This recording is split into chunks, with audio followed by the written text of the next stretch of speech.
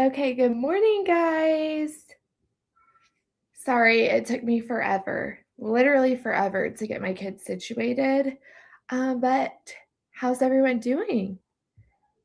Okay, am catching up on the chats now.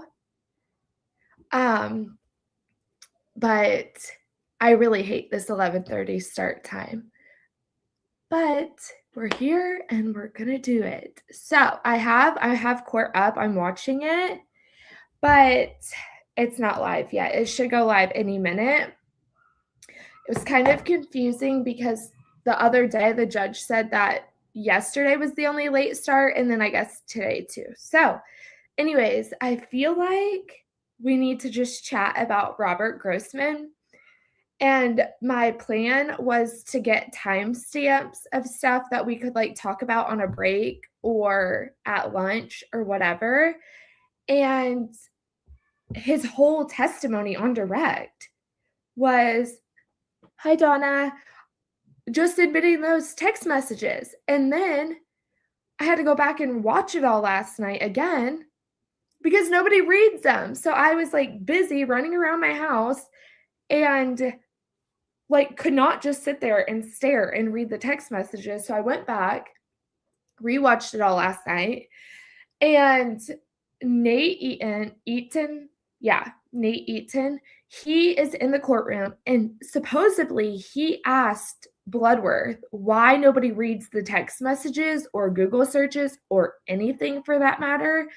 And Bloodworth says that's his preference because it makes the jury pay attention and they have to read it for themselves. So, like, I guess that's a strategy. And if I was a prosecutor, I could see where you might want to do that. But for us watching, it is horrible to just sit there in silence and read all this. And for us, I think it lessens the effect. But I could see where, as a jury, making them read it and then you can see when they're done, like they lean forward and then they're done, it makes them like remember it more. So I guess that's a strategy, not a rule that they're not allowed to read it out loud. It's a choice, but I don't like it. So, anyways, I was expecting so much more. I thought he was going to be like the Jen McCabe of the Kouri Richins trial and not like testimony wise, like comparable. I thought like the excitement around him would give Jen McCabe, and it just didn't. I think Bloodworth had to walk a tightrope with him because he is such a sympathetic witness that you didn't want to beat up on him too much. And I just feel like there was so much more they could have got out of him, and they simply didn't. I think it was a waste. Hi, good morning. Hey, Sid. And then like the whole hush puppy thing. That is literally blowing my mind. The implication being for the jury is that Kouri knew what he was talking about by saying hush puppy because she didn't question him on it. And it was the day before Eric passed away. And we knew she had already secured the drugs. Right, I don't know. And I keep seeing people online saying that hush puppy is like a term, something with marijuana. I don't know. So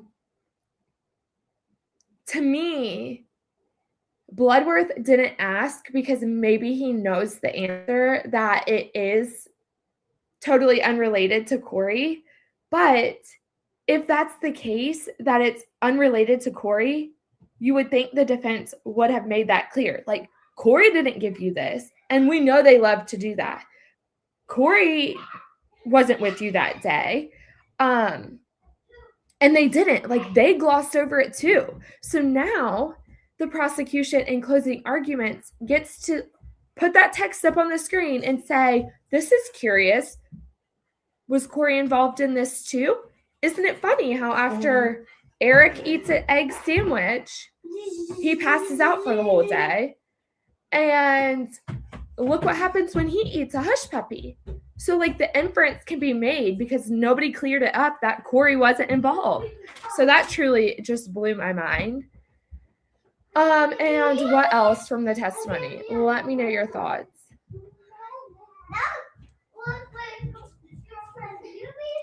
Okay, so let's see. I'm trying to get your thing pulled up. Wait. Her text about doing drugs was before. It was in February, before even the attempted on Eric. It was like, I think February 11th, or it was January 29th, because it was weird. They started in February and then went to January and back to February. Hey, Barney, sorry, my kids. No.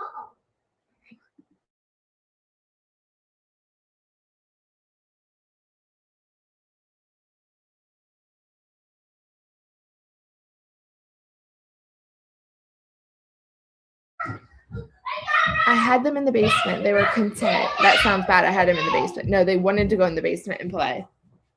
And then now they're up here just like parading around. But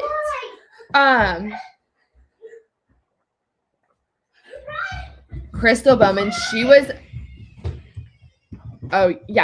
so good. Honey. I have to find.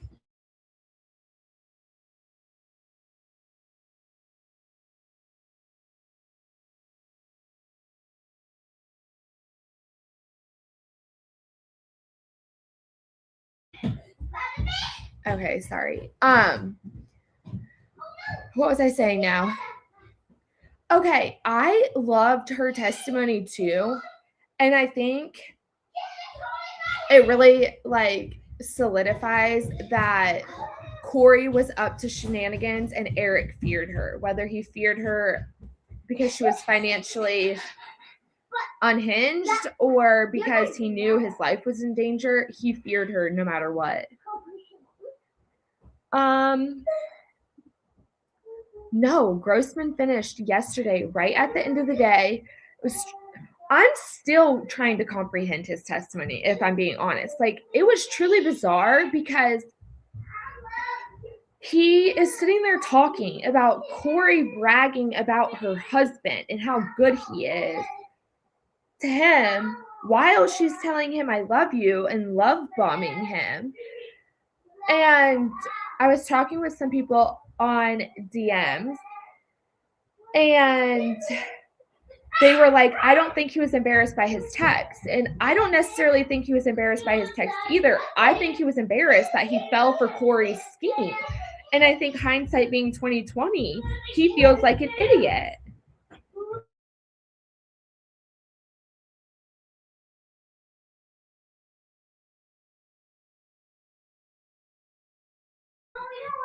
And then our courtroom people, they said that there were 2 witnesses waiting to be called yesterday, and at the end of the day, the prosecution told him to come back tomorrow. So now I can't remember. It was 2 witnesses. I can't remember if she said a male and a female, but the male was younger, so I'm younger-ish. I'm wondering if he is Kouri Wright, the business partner. No, we don't know who's up today. I wish we did. I wish they'd put it on the record before leaving. Okay, so Dr. Trey. What's today? Thursday? So on Tuesday morning, the judge told the jury, just for planning purposes, we'll start at 9:30 tomorrow, like yesterday, and no court Friday. And then at the end of the day yesterday, he told the public, we'll resume tomorrow at 9:30. So I think he misspoke, and I don't know. Okay, let me read these shots. I also think Nestor needs to stop with the poor Kouri, the sad widow. Oh yeah, it's cut against her at this point. And I think that was the purpose of the text messages after Eric's death. Oh wait, I just thought of something else. My kids, okay. Because it shows how quickly she was like already back to herself and happy and excited for this vacation that they never even went on. I wish we had to answer why they didn't go on it. But I was thinking about the line of questioning Lewis asked where she said, after Eric's death, Kouri changed. She was different. You didn't see her as often as before. And to me, I think that cuts bad against Kouri because it shows that she no longer needed her free handyman to do work for her because in her mind, she was about to get all this money and be able to pay real contractors. So he was useless to her. She didn't have to keep pleasing him and love bombing him to keep him around. In her mind, I think she was like, I got what I wanted. I don't need your free work anymore. I'm done with you. Let me get my payday and go do my projects how I want to run them. And I don't know if the jury will put that together. Like, that Kouri was literally just using him for his free labor because she couldn't fund the projects. And then after Eric died, she's like, bye, don't need ya. See you later. Mom.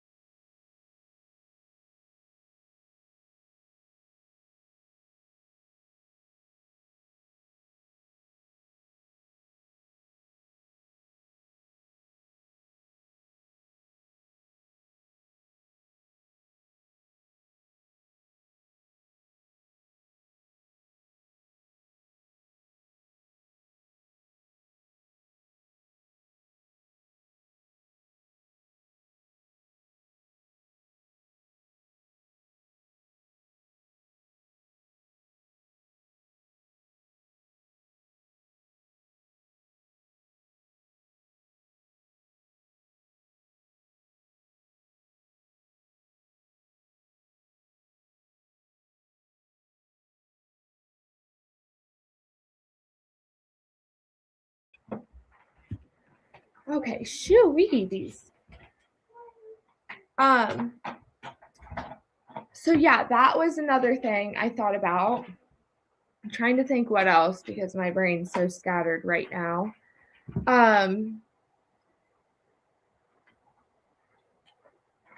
Oh yeah. On the way out of the courtroom, he like looked at Katie and said like, I'm so sorry or something. So I feel like that's what he wanted to say was apologize for his involvement. And I also have heard rumor, it's just rumor, that the Richins family are still unsure if he was involved or not. And so I think all communication they have shut off and said, if you want to talk to us, do it through the private investigator. So that was why he was wanting to say it so badly in the courtroom because he could address them personally. Now, again, that's all rumor, speculation. I don't know, but I feel like that also makes sense. That it's a possibility. I don't know. I'm still mad nobody asked him what he wanted to say. It's not for Nanny. I go to dinosaur for her. Okay. A lot of people said this, that he came off much more put together and like his vocabulary. And it was funny because when he walked in and had the whole debacle taking the oath, I was like, oh no, this is not going to go good. Like, what is about to happen? I thought he was truly going to be like the most ruthless witness. And then as it progressed, I felt so bad for him. And then I was like, wait, am I supposed to feel bad for him? Like, I don't know. So then I was like starting to laugh, and not at him. Like, I'm just laughing in general because he's such a simple. Utah versus Kouri Richins. Counsel for the state are present. Counsel for the defendant are present with Ms. Richins. Mr. Bloodworth, anything before we invite the jury? No, Your Honor. Ms. Lewis, Ms. Nestor, anything? Okay. And we're starting with Ms. Bramwell, correct? Yes, sir. Okay. Let's invite the jury in, please.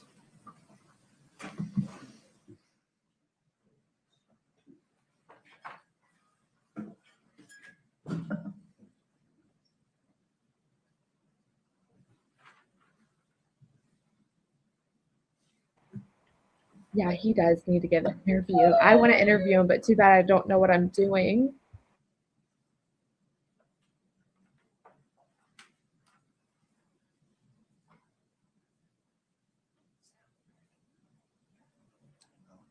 Brittany, can you turn the sound?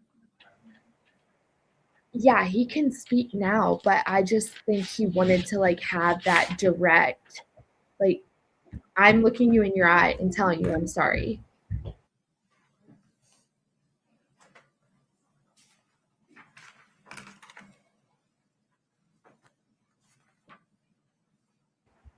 If I interview him, it's gonna go like this. Can you call me?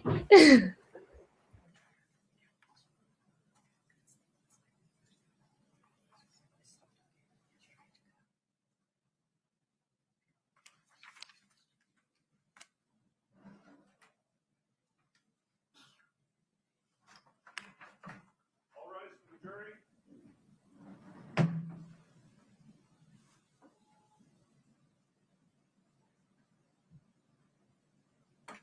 Folks, please have a seat. Thank you.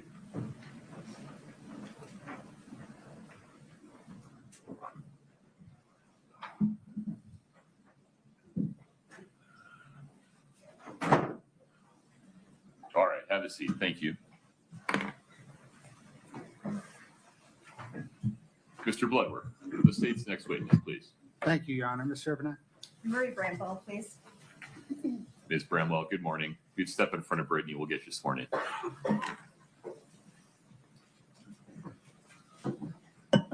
Please raise your right hand. Do you solemnly swear the testimony you're about to give in the matter before the court to be the truth, the whole truth, and nothing but the truth, subject to the pains and penalties of perjury? Thank you. Have a seat.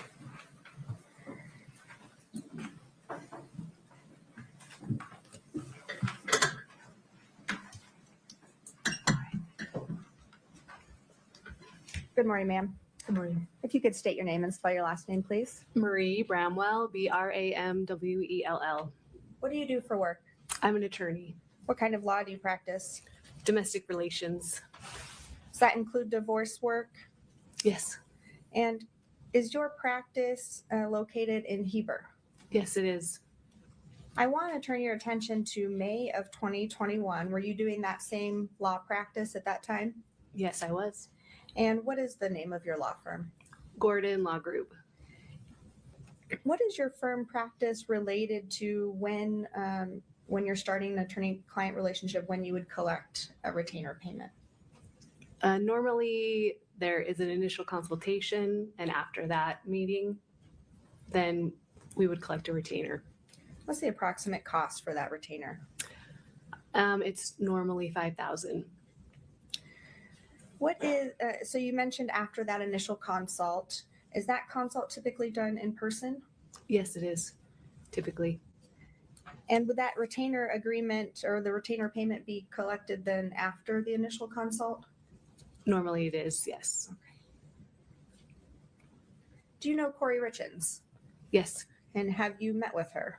Yes, I have. Was that on May 3rd of 2021? That sounds correct. Did you have any other in-person meetings with Kouri Richins? I don't believe so. Did you, after that initial meeting, did you subsequently exchange emails with Kouri Richins? Yes, we did. Did you ever meet with her in person again? I don't believe so. Okay.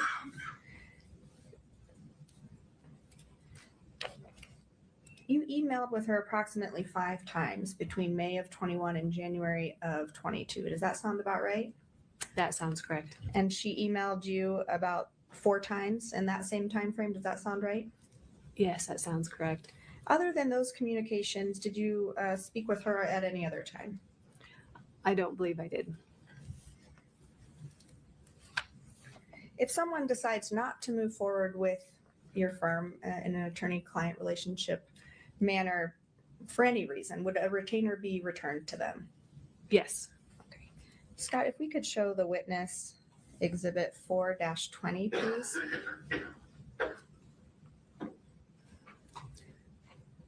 Do you recognize this?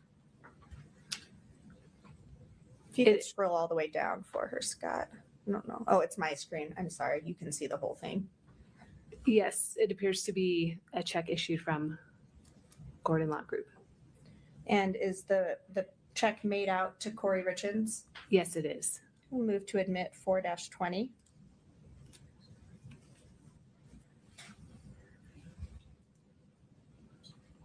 Oh, no objection, I'm sorry. 4-20 is admitted.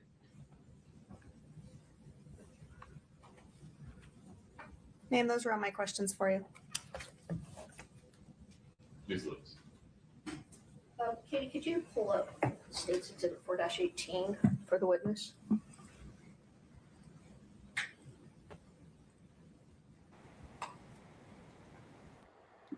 Okay, real quick. Is the whole point in this to say Kouri consulted and even hired a divorce attorney, but then the implication being when she found out that she wasn't going to get anything, she backed out and was like, I'll just decide to off him? Is that what we're going with here?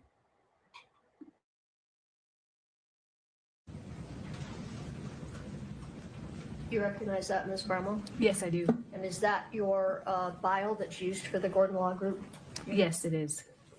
And could we publish that, or could I move to admit it and then publish it? No objection. 4-18 is admitted. Can you blow it up, Katie, so I can? Yes, maybe I should step up here. My eyes, not what they used to be. Okay, so according to your bio, you practice law also in the areas of water law, boundary issues, easement, and property issues, correct? Yes, I have. Okay, that's all we have, nothing further. Just one question. Were you doing those types of cases in 2021? I don't believe so.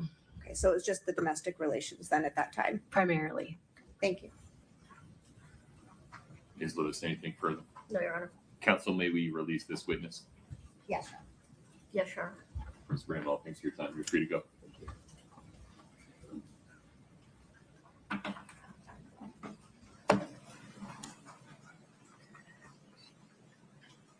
Counsel.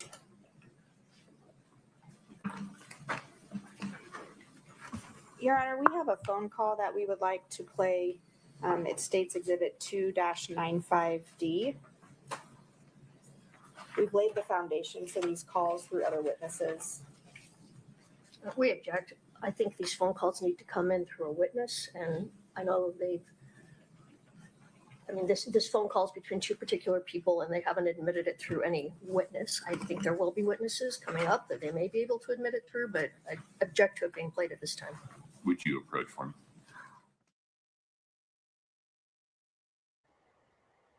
Okay, I need to hear this phone call. Please let them play the phone call. Yeah, no, literally. I got ready for that. That attorney was, you think? Oh, my Madeline. I was like, Sydney, I'm offended. That's funny. She is my twin, and not only is she my twin, she was born on my birthday, the exact same time of birth. So actually, my twin just by a couple of decades added you. I was like, Cindy, I am not that old. But I mean, hey, she's a beautiful lady. Hopefully I look that good when I'm her age. Yes. You're not even my age. You're over 5. I know. Yes. She came 2 weeks late, and honey, my midwife had said, we're not letting you go past 2 weeks late. So I actually scheduled an induction and the day before my birthday. And when I went in for it, I was like terrified. And because I wanted to have all natural. And I said, please just give me like 12 hours before you start any IV. And they were like, ma'am. And I'm like, please. And then literally 12 hours later on my birthday, she was born. And the exact time, 11:11 a.m. So, yes. My twin. Why am I a twin? I guess you look like me. And she acts like me too. Very OCD. Very Okay, I feel like a lot of people in this trial remind me of someone else. I just can't ever figure out who.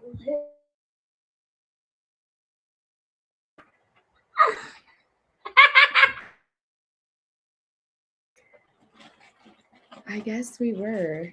I don't know. Let me try to bloop forward a little. Let me try to put forward a little.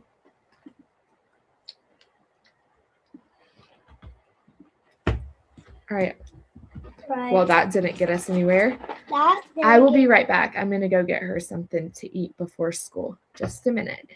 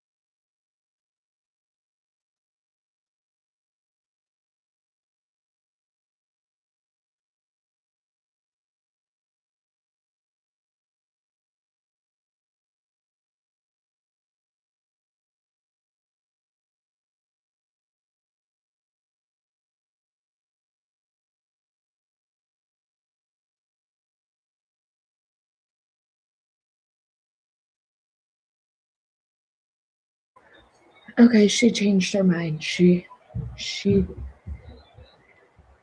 I'm trying to think, because who would it be from if it's witnesses coming up? Like, is it her mom?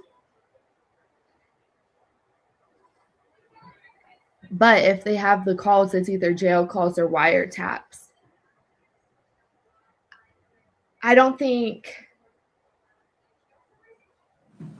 Ladies and gentlemen, there's a couple of legal issues I need to sort out. If I sort them out now, it will make the rest of the day more efficient. I appreciate your patience. Please rise for the jury.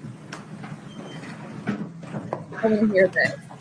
Can you guys hear me when court's on?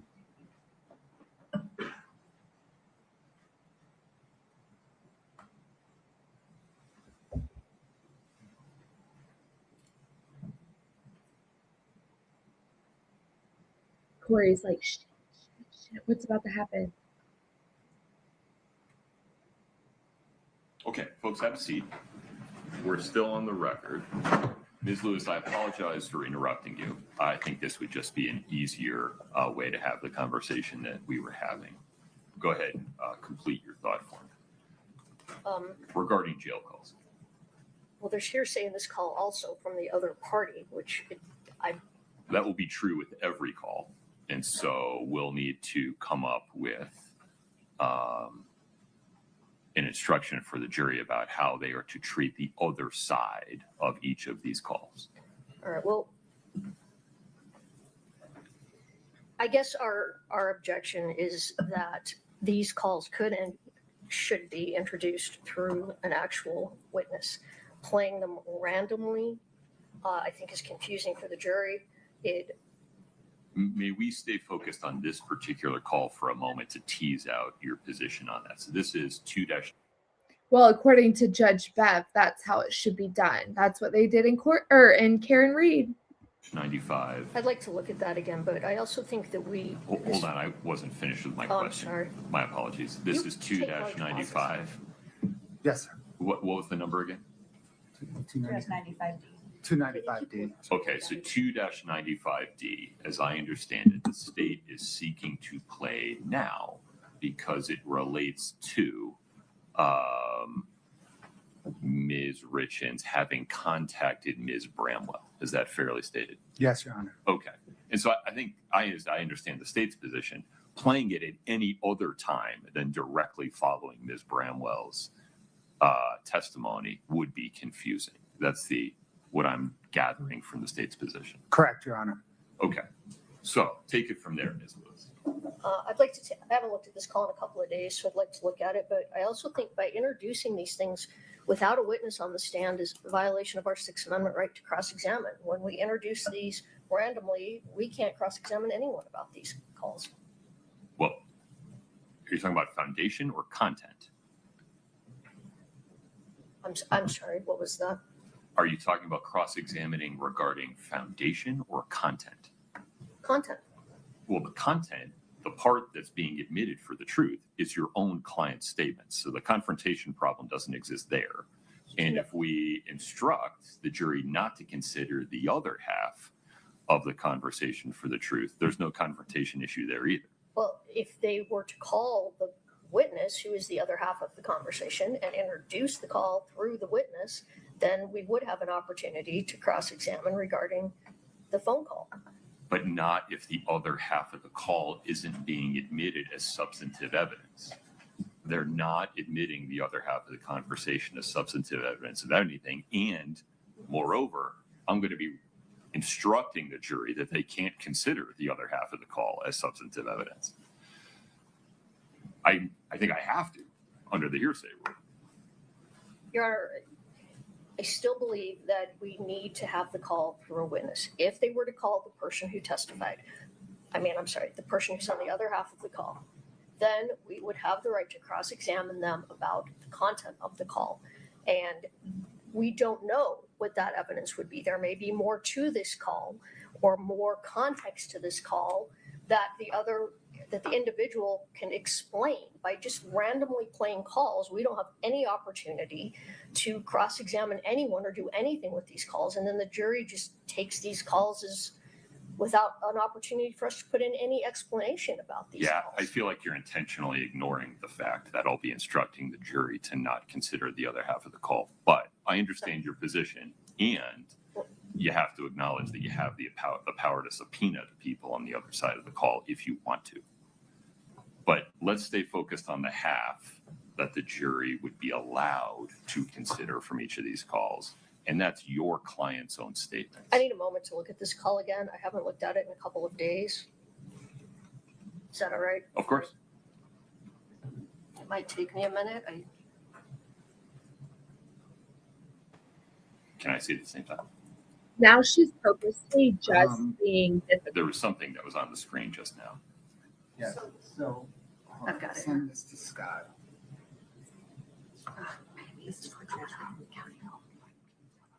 Oh, I got it. Never mind. This is just the transcript. Oh, I see. I'm sorry. It's from court. They wear those little lapel mics, so we get the hot mics, and I'm not mad about it. They sent it to us the other day. We're gonna. No problem. And then somebody else on your team is going to provide me and opposing counsel with the transcript of Ms. Gibson's testimony. Okay, I'm regarding- confused. Yeah. I was getting you that you want to see the exhibit itself first. Forgive me, somebody flashed it. I think Katie flashed the content of the call on the screen. And so if Ms. Lewis is looking at it, I'm going to be in the dark if I don't see Okay, it at the Scott, same can you time. publish the content of the call? And then we'll, We'll go to the next piece. gotcha. Thank you. Let me just play this portion, Your Honor, without the audio. Do you have a written representation of what's being said? It's at the bottom. Oh, I see. It has the scrolling text at the bottom, Your Honor. Let's do it. Give me 1 second. We'll all be on the same page here. It's just the call.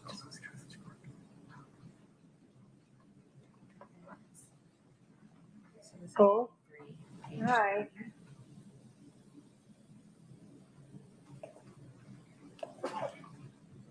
Did we lose audio, Scott? It would appear that way. I turned it off. I wasn't Oh, sure if okay. you wanted No, that's audio. okay. I misunderstood. We can't see it. That's true. I can fix that. Thank you. All right, Scott, if you would play it without the audio for a moment, I'd appreciate it.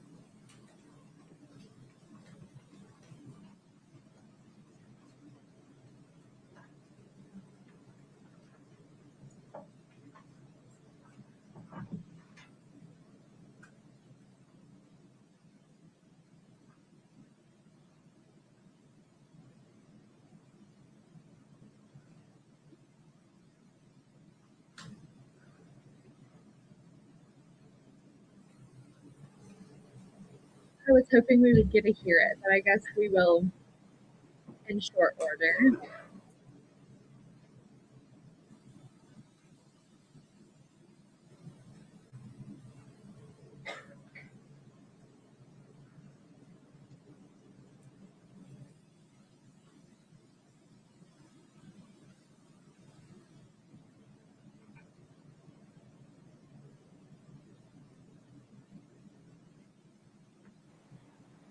It sounds like they have a running transcript with the call, so they're looking at the transcript before it's presented to the jury. I think that's what we're doing here. But unless it's like a video call that she had from jail, it would just be audio. But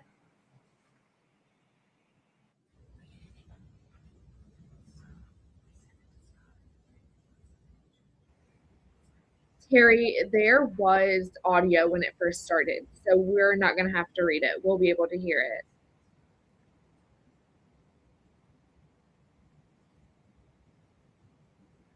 Yeah, that's truly bizarre. I don't know if you were here in the beginning, but one of the reporters in the courtroom asked Bloodworth why they don't read the text, and he says it's his preference to make the jury read it so that they remember it and to keep their attention.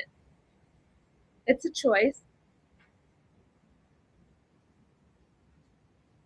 The judge's face, look at him. He's like, good God, why did she say this stuff? Look at his face. Like he's physically cringing right now.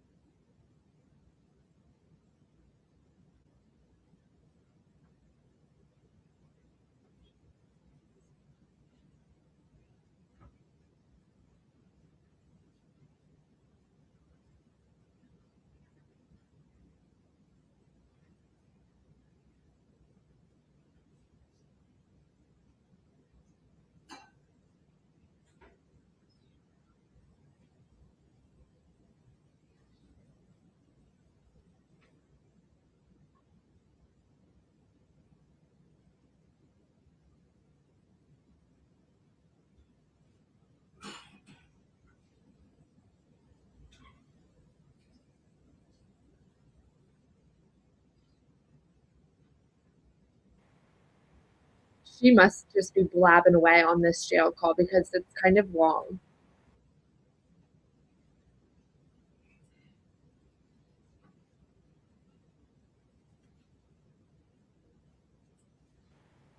No, Kouri single-handedly will be the reason Kouri gets convicted. Like, she has herself to thank.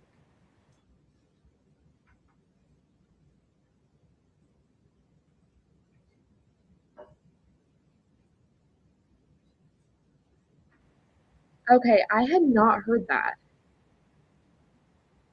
Was she arrested?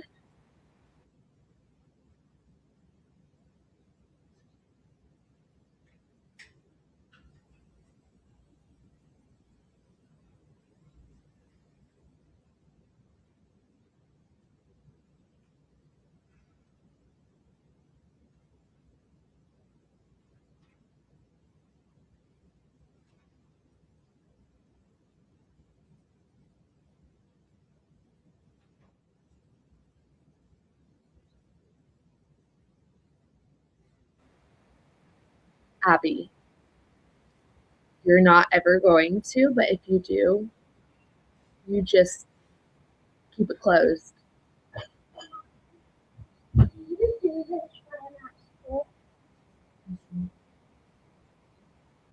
I appreciate seeing the content of the call. Thank you.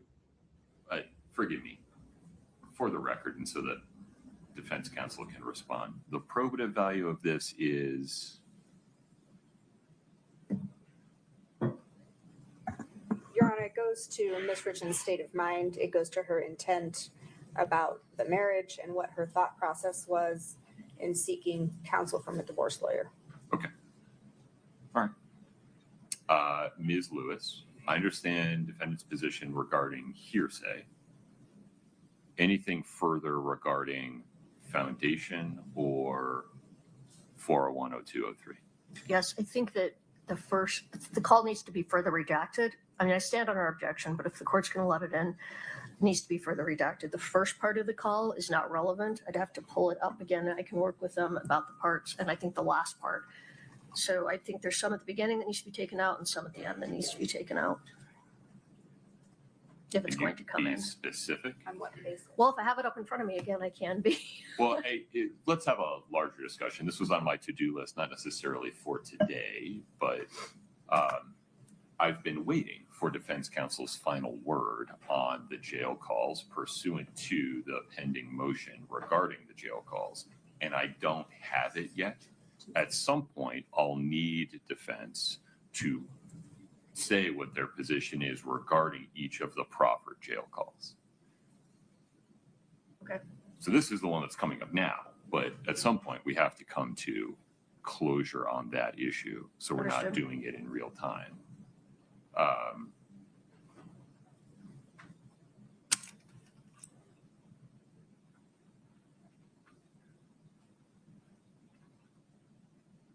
How do you want to proceed from this point on this call?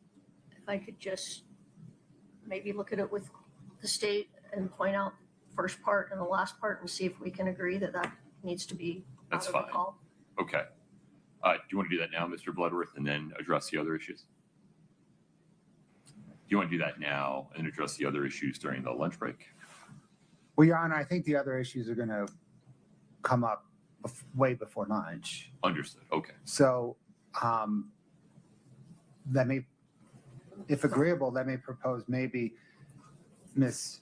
Lewis and Ms. Shervinack could address that in parallel.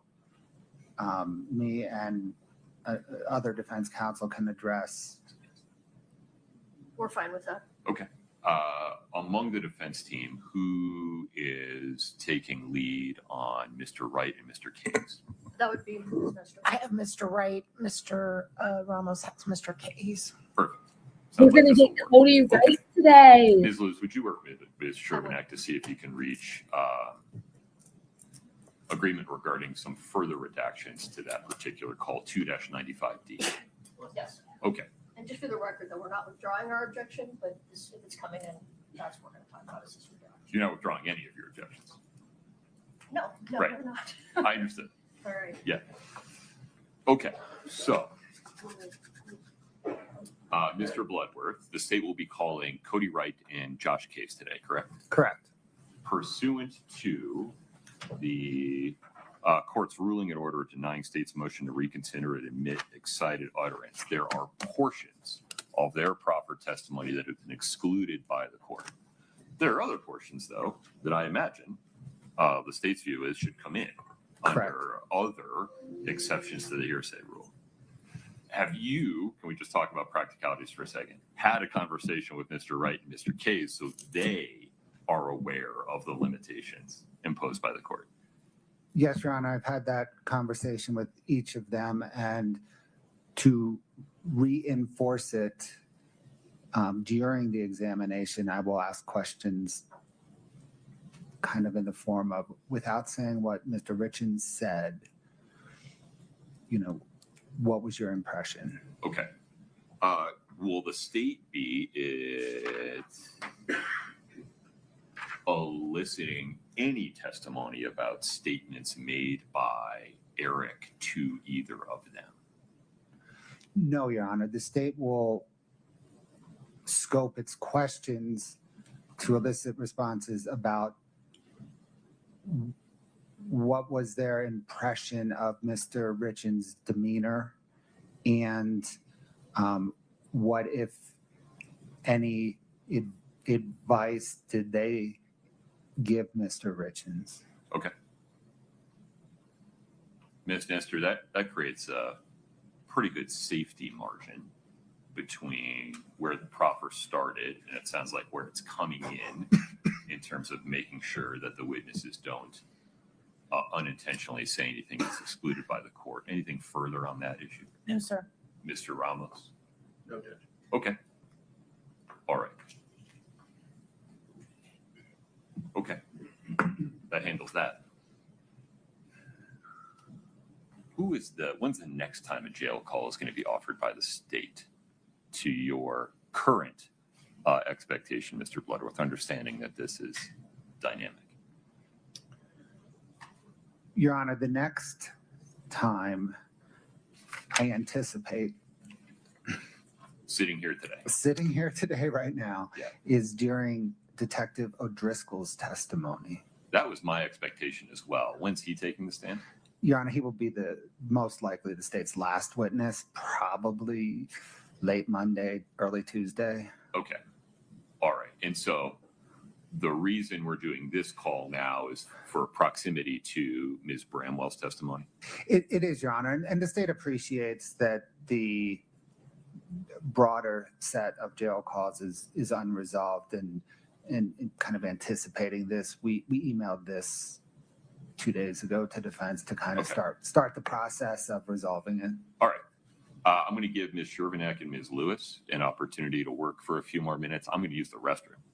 So we'll come back at 10:15. Yes, Any objection, Ms. Nestor? No, sir. Okay. We're in recess until 10:15. Thank you.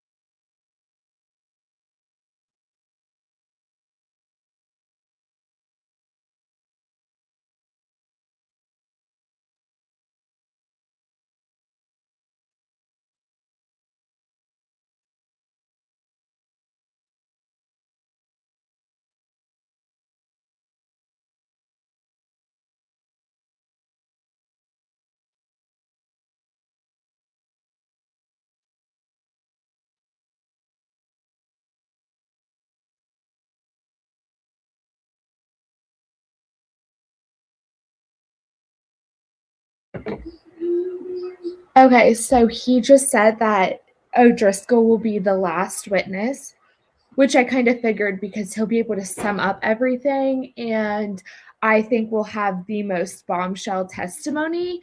But yeah, they plan to rest by next Tuesday, which would be early week 3, which makes sense because I think depending what the defense puts on in their case in chief, I feel like they might have a lengthy rebuttal because we know the defense is going to pull all their shenanigans. and have their witnesses say just whatever they can. And the defense is going to have to spend time rebutting it, I think. I think they're going to have their own medical examiner or toxicologist or both. Because her cross-examination of the toxicologist, where she was like trying to put that timeline on it, where trying to imply that Eric took the fentanyl before he actually drank the Moscow Mule. I think they're going to have a toxicologist paid to say that. I think they're going to have their own financial expert that tries to spin that somehow. Trying to think who else I think they'll have. Oh, they're planning to recall a lot of witnesses, I think. Like Cody Wright's wife, Allison, they said they plan to recall her.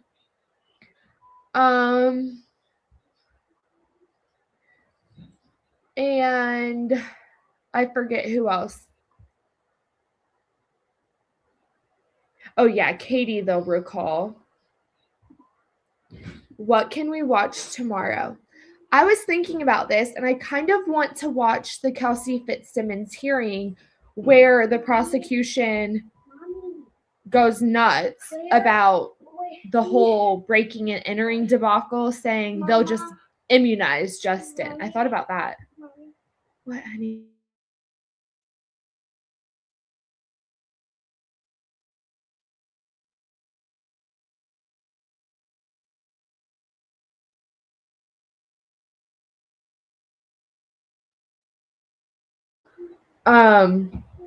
Oh yeah, they're gonna have a phone expert. Who else? I don't know. I want him to call Kouri. Please call Kouri. I'm trying to think who else. But Cody Wright, I'm pretty sure, and Kaze, the other guy, I think those were Eric's. Well, I know Cody Wright was, but Kaze, I think, was one of Eric's friends, and one of them is who Eric told he thought Kouri was trying to poison him.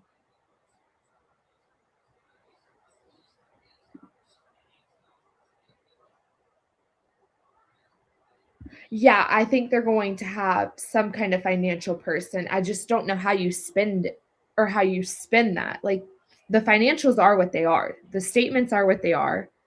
How do you change that she was $1.6 million in debt? I don't know how you change that.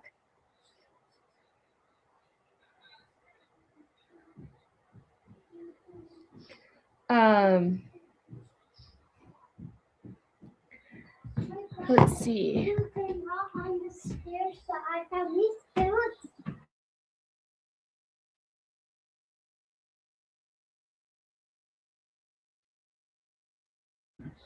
Did the judge say how long this break was going to be?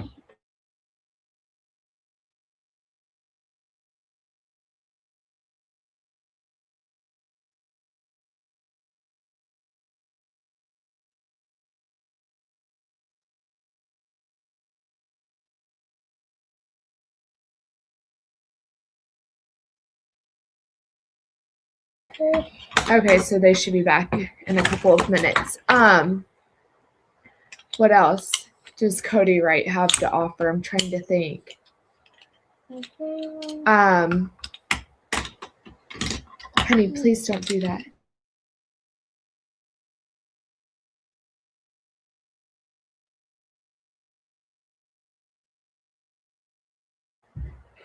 I'm trying to think who else they could have testify. So, I don't know. If you guys have suggestions for tomorrow.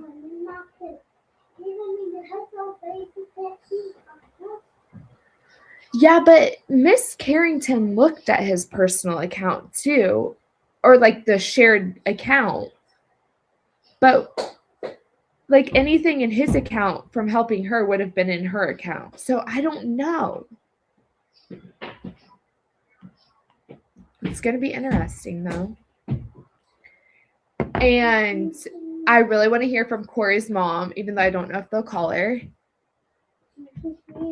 So I don't know if you missed that, Sydney, but it sounds like they're not going to introduce the actual reports into evidence, but they're able to like show the text messages and stuff like we saw yesterday. I think O'Driscoll is going to do all that. I think he's going to do the jail calls. I think he's going to do all of her other incriminating text messages. I think O'Driscoll will sum it all up. I think he's going to have like the most bombshell evidence. Yeah, because Nestor was like, okay, so you're telling me that if the Celebrate reports are not put into evidence, I'm still going to be able to have my expert testify about contents of the text messages without admitting the actual report. And the judge was like, that's being too vague. Like, we need to get more specific here. And she was like, well, if their expert's going to be able to testify to contents of the Celebrate report without actually admitting the report, we want to be able to do the same. And the judge was like, well, what's good for the goose is good for the gander. But if there's other objections and legal reasonings, then we'll take it up at that time.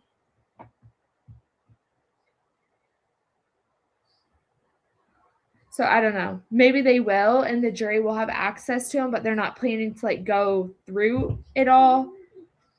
But we still have to get to the orange notebook, the walk the dog letter, like so much stuff. So I think O'Driscoll will do that. And that's why he's going to be the last witness, because he's going to have so much to testify to. Perfect.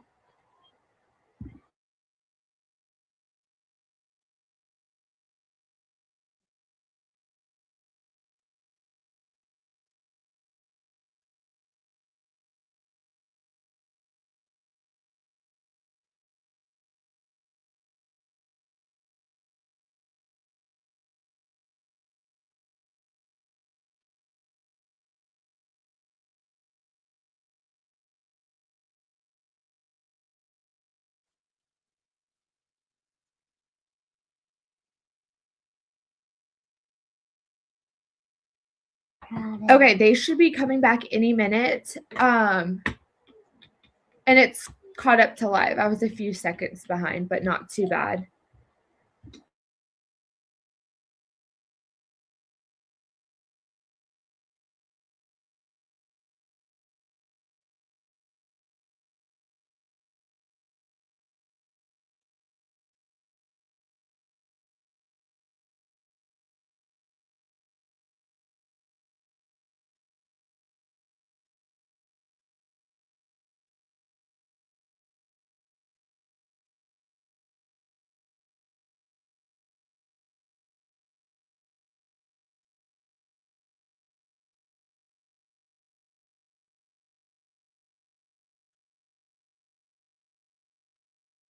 I'm waiting for them to come back.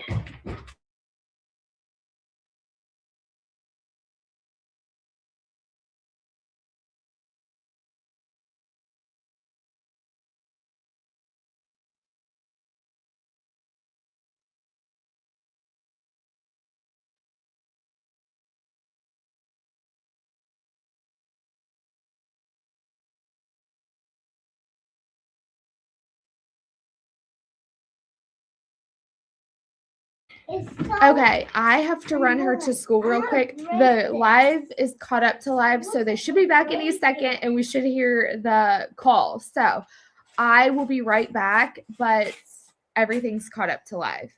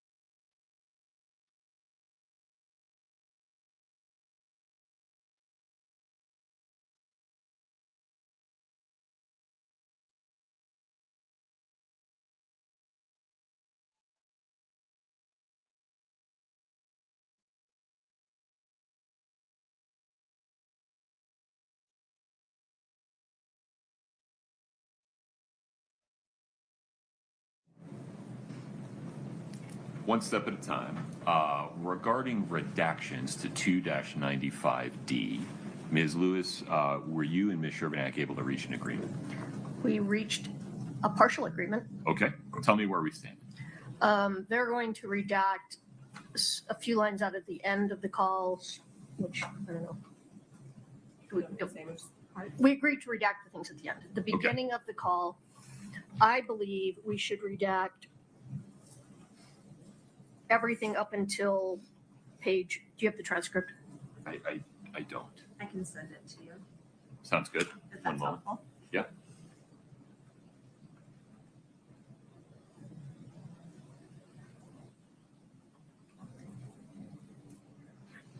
And Judge, so you know, there have already been some redactions made previous to this discussion for other things that were irrelevant, so those are included already. So you will see some redacted portions of that transcript. Okay. Whatever you're sending to me, will you copy Ms. Lewis? We're I have it. Same thing at the same time. Oh, I already sent it to you, and she has it that I sent earlier. It's the same. Got it. One moment, please.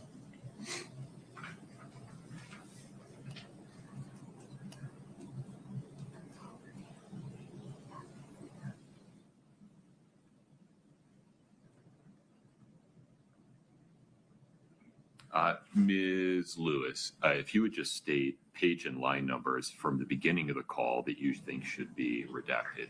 I believe it starts at page 2. I believe we should redact starting line 15 on page 2 through line 4 on page 3. Is that it? That's it.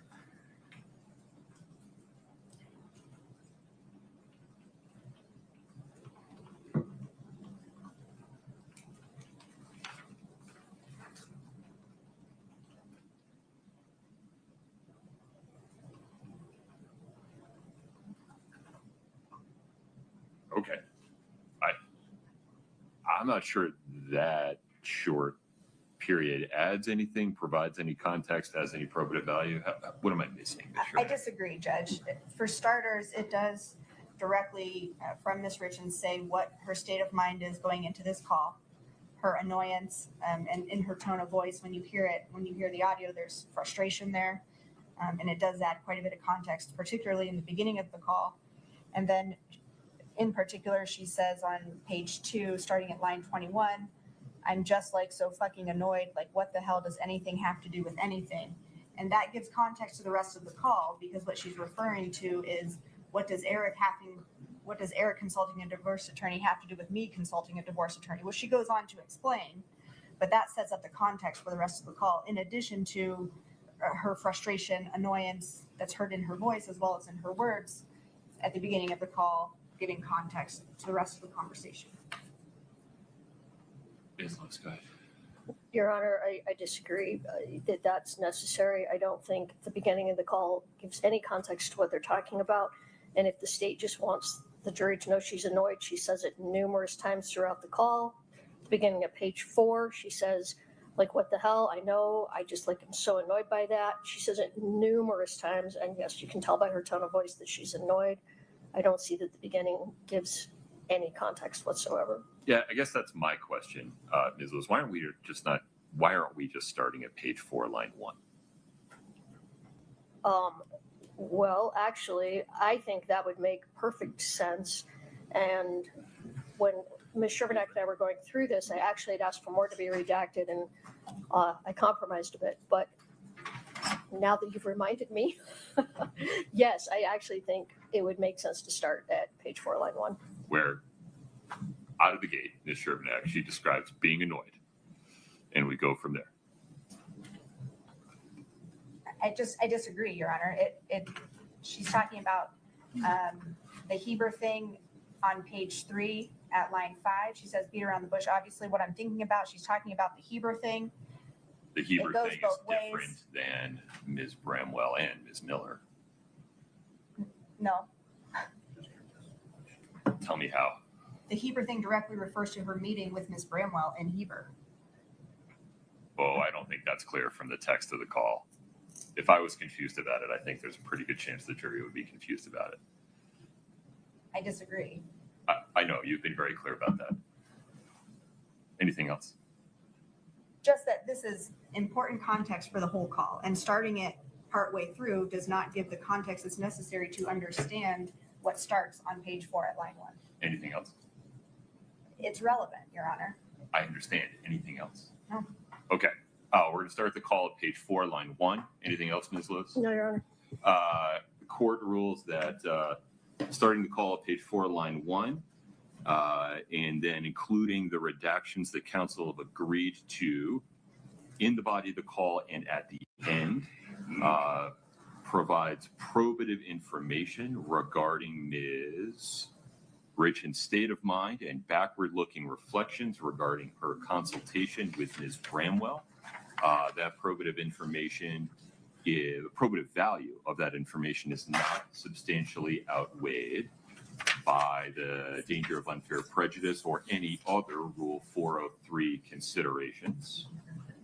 With respect to defendant's hearsay objection, Ms. Richins' side of these recorded calls is categorically not hearsay, and the court will instruct the jury that they cannot consider the male voice side of the call for the truth of the matter asserted. Rather, they can only consider the statements made by the male on the call for the effect that they had upon Ms. Richins in the conversation. Any further objection, Ms. Lewis?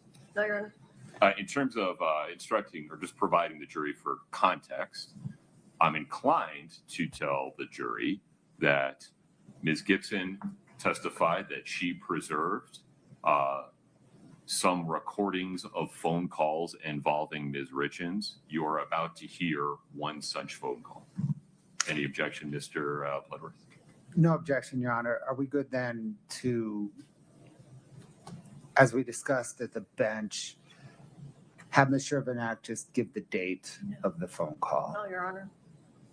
It's not in the content, and Ms. Gibson didn't provide that particular piece of foundation, so that would be additive.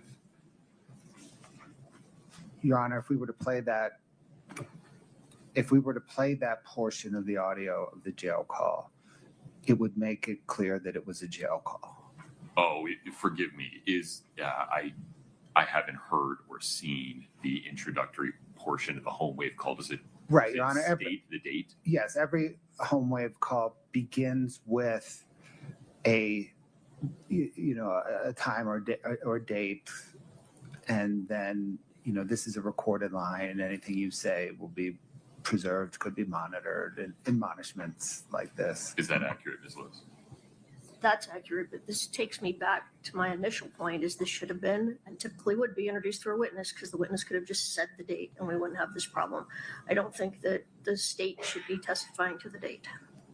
Right, but if Ms. Gibson had just said, in order to avoid playing any of that for an indisputably authentic call, I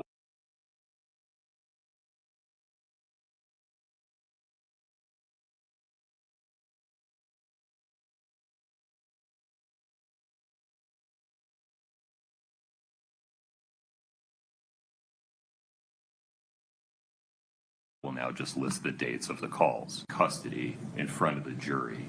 I think it's in fair and necessary balancing to not play the preamble of the call, which would limit your ability to cross-examine Ms. Gibson as to how she knows when the date of the calls, because it's based on that same content. And so I think it's appropriate and does not violate defendant's rights in any way to just state what is undisputed. December 18, 2023, correct, Mr. Bloodworth? Oh, that's correct, Your Honor. I also think the date falls, because of the way the calls are labeled, the date falls under Jeremy Thomas's certification as to the authenticity. I understand. I think you and I see it the same way. It's just a matter of the defense's good faith objection to me providing the information, but given the alternatives, this is the best way. Yes, sir. Okay. One more Please. pragmatic Yes. question. Because the court's decision just redacted out the initial part of the demonstrative, it seems to make sense to the state to, at this point in time, as a matter of efficiency, to just kind of fast forward and hit play beginning at page 4, line whatever the court just decided. Yeah. Rather than take 15 minutes to redact the exhibit now, and then at the end of the day, we can redact it and clean it all up consistent with the court's ruling. Ms. Lewis, you okay with that? You're not waiving any objections? I understood. Yes. Okay.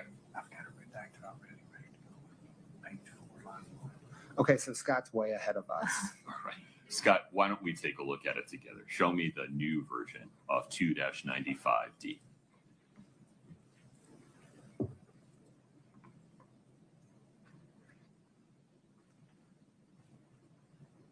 Well, the text is correct. Scott, let's try the audio.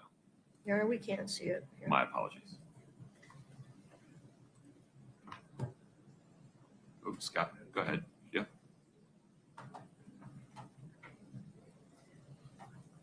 Obviously. What the hell? I know. I'm just like so annoyed by that. Like I'm like, what the hell are you talking about? Like who gives a shit? Yeah. Obviously, if one party's gonna do it, the other party's probably gonna do it to see what the fuck. Do you want to fast forward to the end just to confirm, so Ms. Lewis can confirm that the stuff at the end has been redacted out?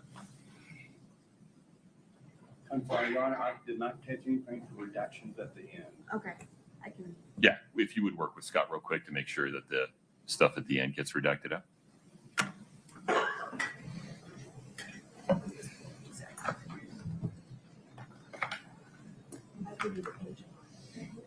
Yes.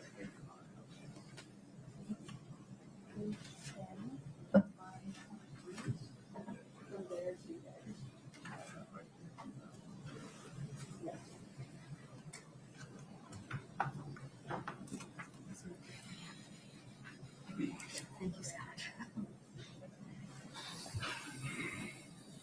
Hey, you used to say it's redact. It's the way it's being offered includes redactions. Yeah.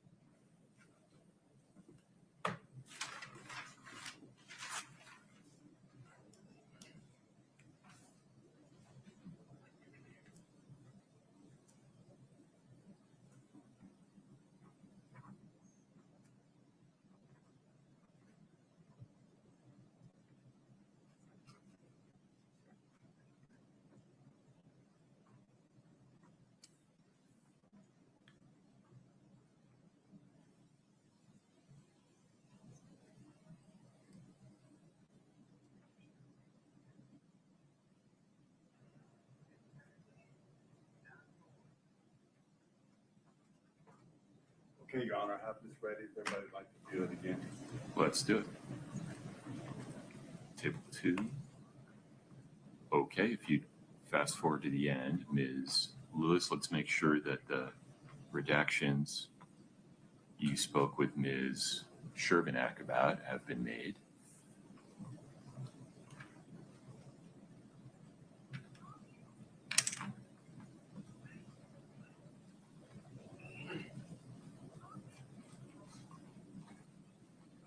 have the audio on my speakers. Let me change that over real quick. Okay.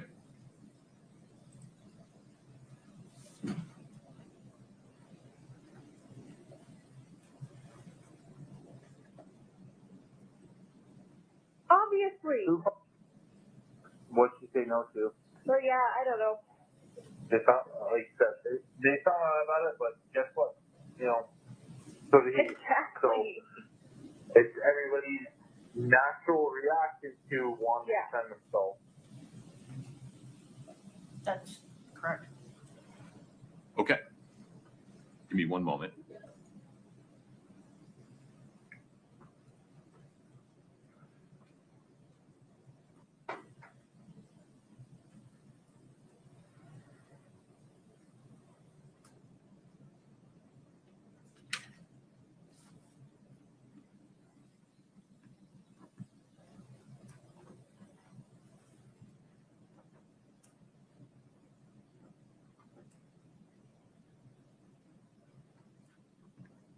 Okay. Mr. Bloodworth, Ms. Shervinack, anything before we invite the jury back in? No, Your Honor. Ms. Lewis, Ms. Nestor? Okay, we're ready for the jury.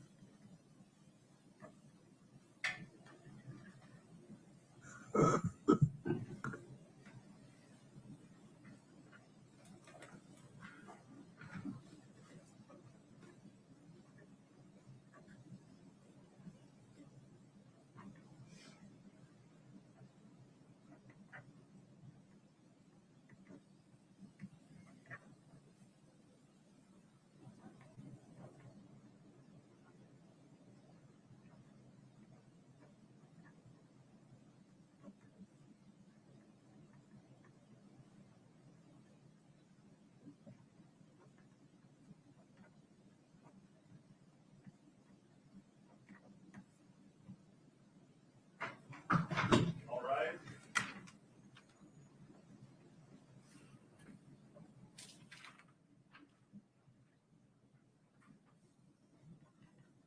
Please have a seat as you come in.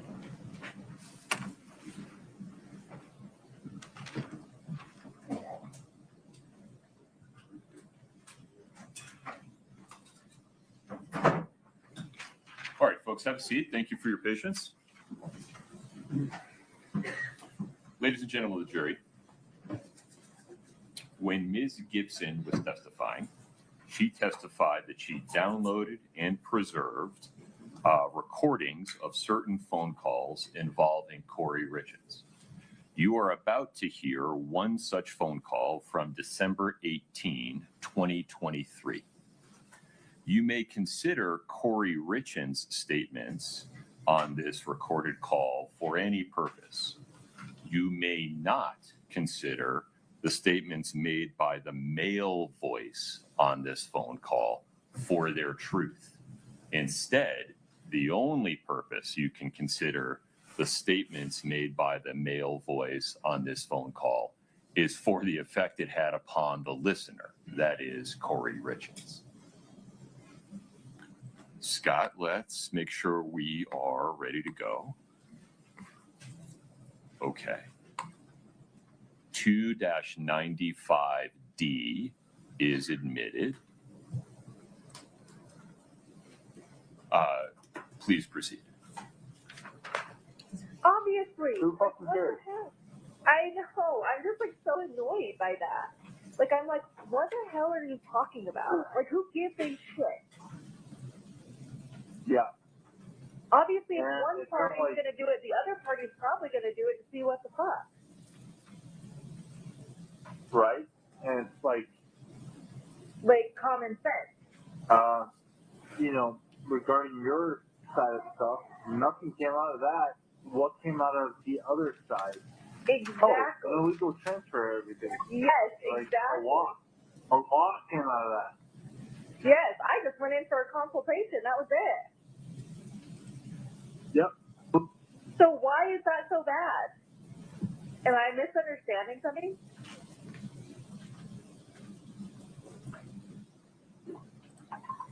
No, it's just something they're going to try to probably try to hold against you, you know, for no fucking reason. Because He did it first. guess what? Yeah, he did it first, and not only did he do it first, like he actually took action on it illegally. Yes. All I did was, what the hell am I supposed to do? That was literally the conversation. Yeah. Yep. So It's my right to that do. person's probably going to be right. And So that person's probably going to be brought in, which is perfect, because you know what I told that person? which is. Well, I don't want to fill out the packet. I don't want absolutely anything. I want to walk away clean and free. I don't want anything. And she kept advising me, no, that's not how this works. You have to fill this out about da-da-da-da. And I said, I don't want to. I don't want any of it. Yep. That is what I told that lady. I said, I just want these done. And Yeah, she argued with me forever. I took the packet, I threw it away. I'm like, no, I won't fill this out because I don't want to have to do everything. I mean, right. So that's perfect and works in favor for you for everything. Yep. Nothing, Yeah, you know? I'm just like so fucking annoyed by it though. Like, quit portraying me to be this person. Yeah. Anything you're trying to say I did, Eric did. Like, so now they cancel each other out, you fucking idiot. Like, Yeah. protecting myself, like. Yeah, I wouldn't get I wouldn't get too worked up about it. Yeah, I'm not, but that just gave me an idea. I am going to ask if she can testify. Well, that's not really going to matter because she just gets subpoenaed. And to be honest, if their attorneys don't do it, yeah, you're going to. Yeah. So I don't know. I'm just annoyed. So I told Mom, I said, because they're going to try to paint this picture.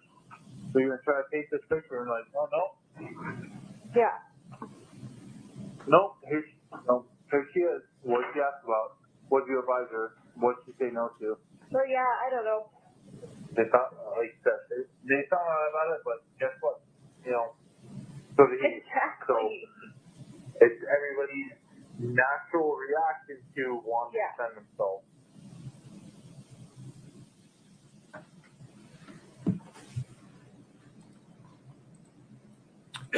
Counsel, the state's next witness, please. Becky Lloyd.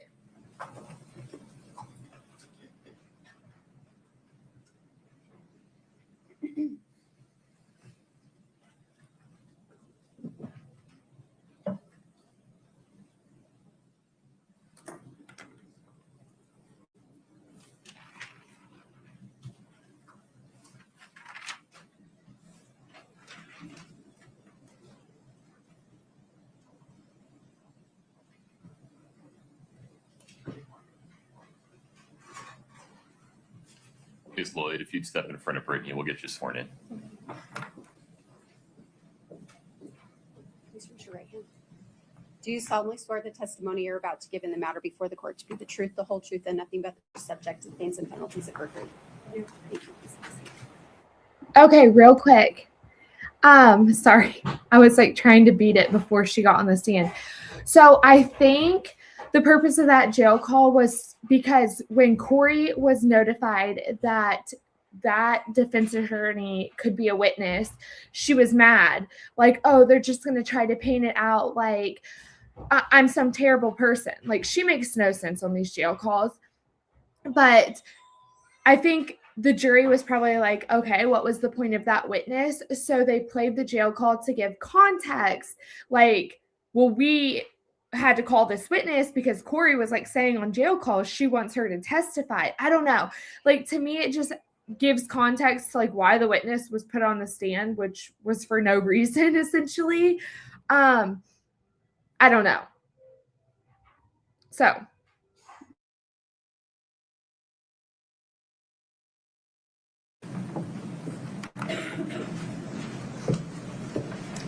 Thank you so much.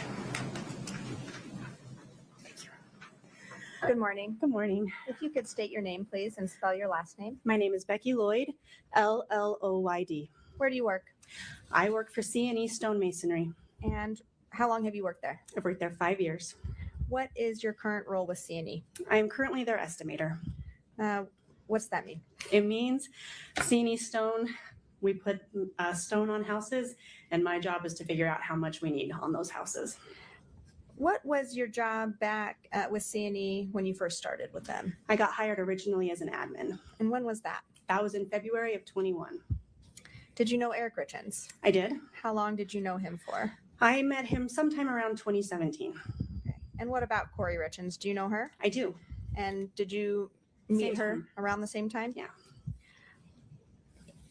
In 2021, what was the nature of your relationship with Kouri Richins? I knew her as a neighbor. I knew her as the mother to my children's friends, and I knew her as my own friend. I want to turn your attention to December of 2021. Was there a conversation that you had with Kouri Richins in December of 2021 that stood out to you? Yes. What was the date of that conversation? December 17th of 2021. That's a specific date. Why do you remember that date? Because I keep a journal and I have photos from that date. What were you doing that day?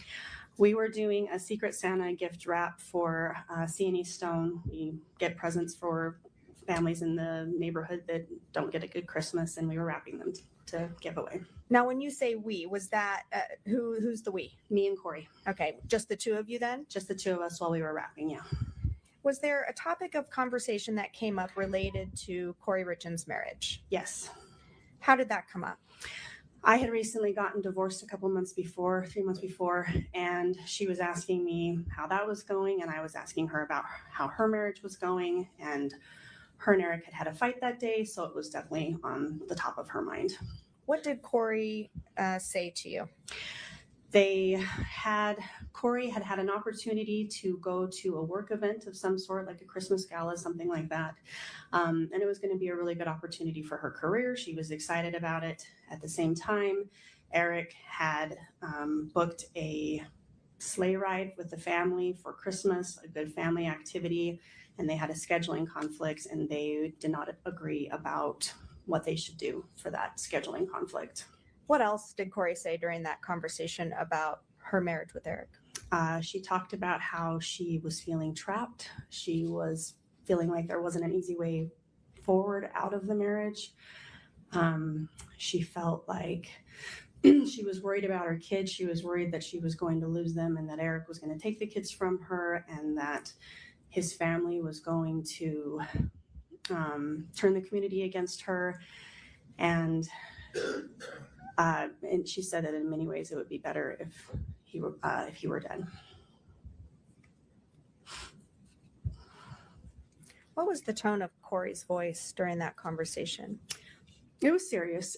She definitely had a very serious tone. We weren't really joking. It was a very honest conversation and a very heartfelt conversation. And you could tell from her body language that, she was frustrated and she was struggling with where she was at. It was a serious tone. What was your reaction to Kouri saying it would be better if Eric were dead? To me, it really signified just how far their marriage was off track and how serious the situation was. And I felt bad for both of them. That's a heavy conversation. I don't have any other questions for you. Thank you. Thank you.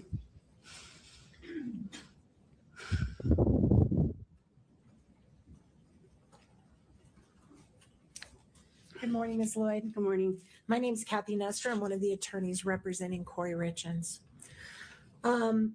First of all, I want to talk to you about how you got the job with C&E. Absolutely. isn't it fair to say that Kouri helped you get that job because you'd just gotten a divorce and she was doing something nice for you? I would say Kouri helped me get that job. Yes, she let me know that it was available and definitely made sure that I knew that it was an option for me. And she was the reference for you to her husband, Eric? I would say so, yes. Okay. And when you were working at C&E, during the time that Eric was alive, Kouri was actually on the payroll, right? She got like a paycheck every couple weeks. That's true. Right. And isn't it also true that right after Eric died, she called and said, don't send me anymore? I believe so, but I am a little fuzzy on that memory. Okay. But at some point she came off the payroll. Correct. Really quick after Eric died. I would say so. All right. I want to talk to you about the conversation on December 17th.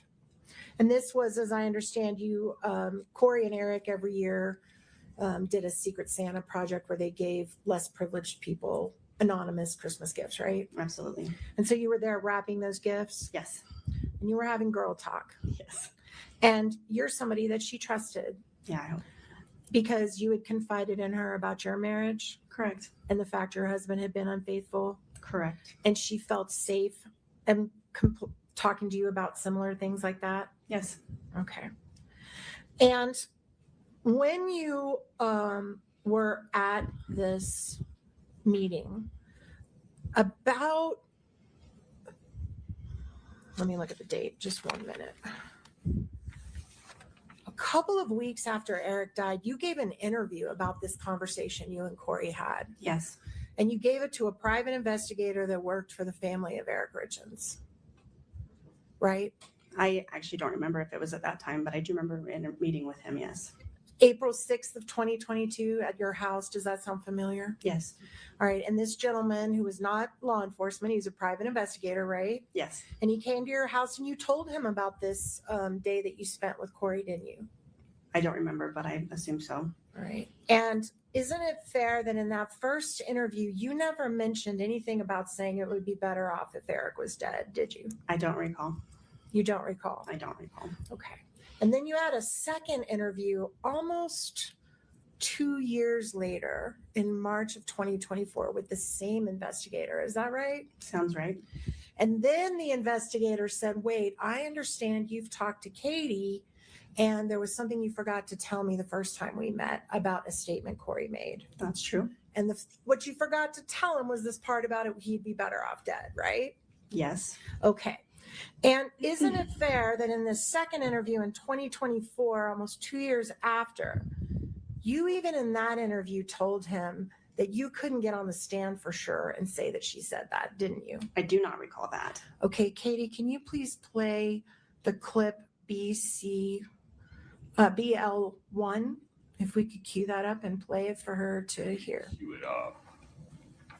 And let's make sure we're all talking about the same thing. My apologies. Do we have a foundation issue here, Ms. Sherman? Yes, I don't know what they're referring to, and if they're seeking to refresh her, then I believe that should be handled slightly differently. Yeah. No, I believe she said she didn't say it, so I don't think I need to refresh her. I think I can impeach her at this point. If you would just approach for a second. The audacity of Miss Nestor. Like, for her to just be so dramatic and like telling the judge what she needs to do. I mean, I don't see why this girl would lie about that. And it definitely sounds like something Kouri would say. Like the other day when I said I want to hear from people who Kouri thought were her friends, this is like what I meant. I do have one. If you need more, this is the craft. Thank you. No problem. Oh, you do? Okay.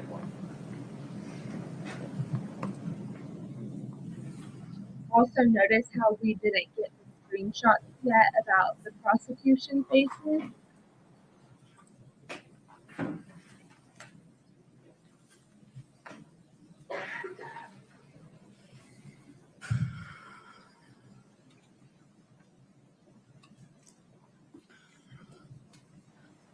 Kouri gives herself away when there's bad testimony.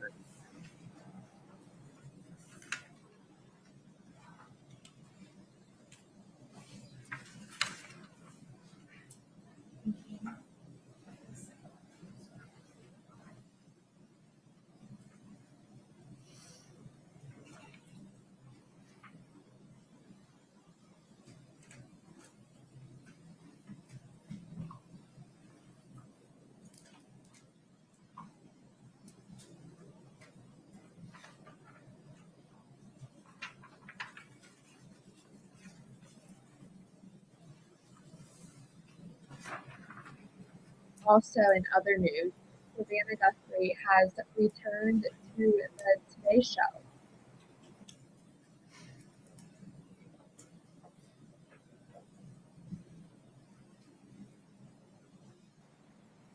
Yeah, the defense's whole defense is that had it not been for Eric's family and this private investigator and Katie, we wouldn't even be here right now. And that they told everyone what to say to get Kouri convicted.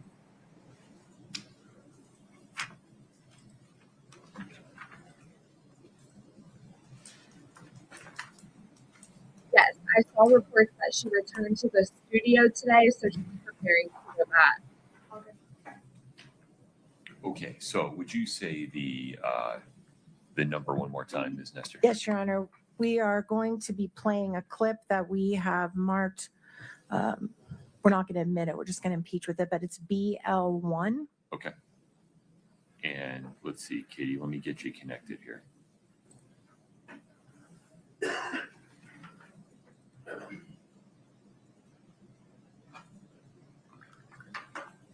And this part, I swear she said it, but I also feel like if you put me on the stand, I would not be confident enough to actually truly know if she said it. But I swear she said, in many ways, it would be better if he just died. Is that true? Because, and I remember thinking, the reason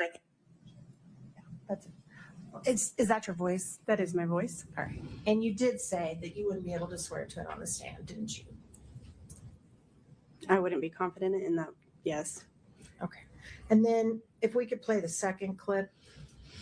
Yeah, well, like I said, that's the conversation we had, and I for sure know she said the trap stuff, and I am 90% sure she said the comment about it being better dead. Okay, so again, that is the second interview that you had with the investigator, and again, you're saying you can't say for certain that she made that statement, correct? Correct. Okay. You also never told that statement to the police when you were interviewed by the police, did you? Until later, much later, like 2024. I don't know if I got interviewed by the police in 2024. Okay. All right.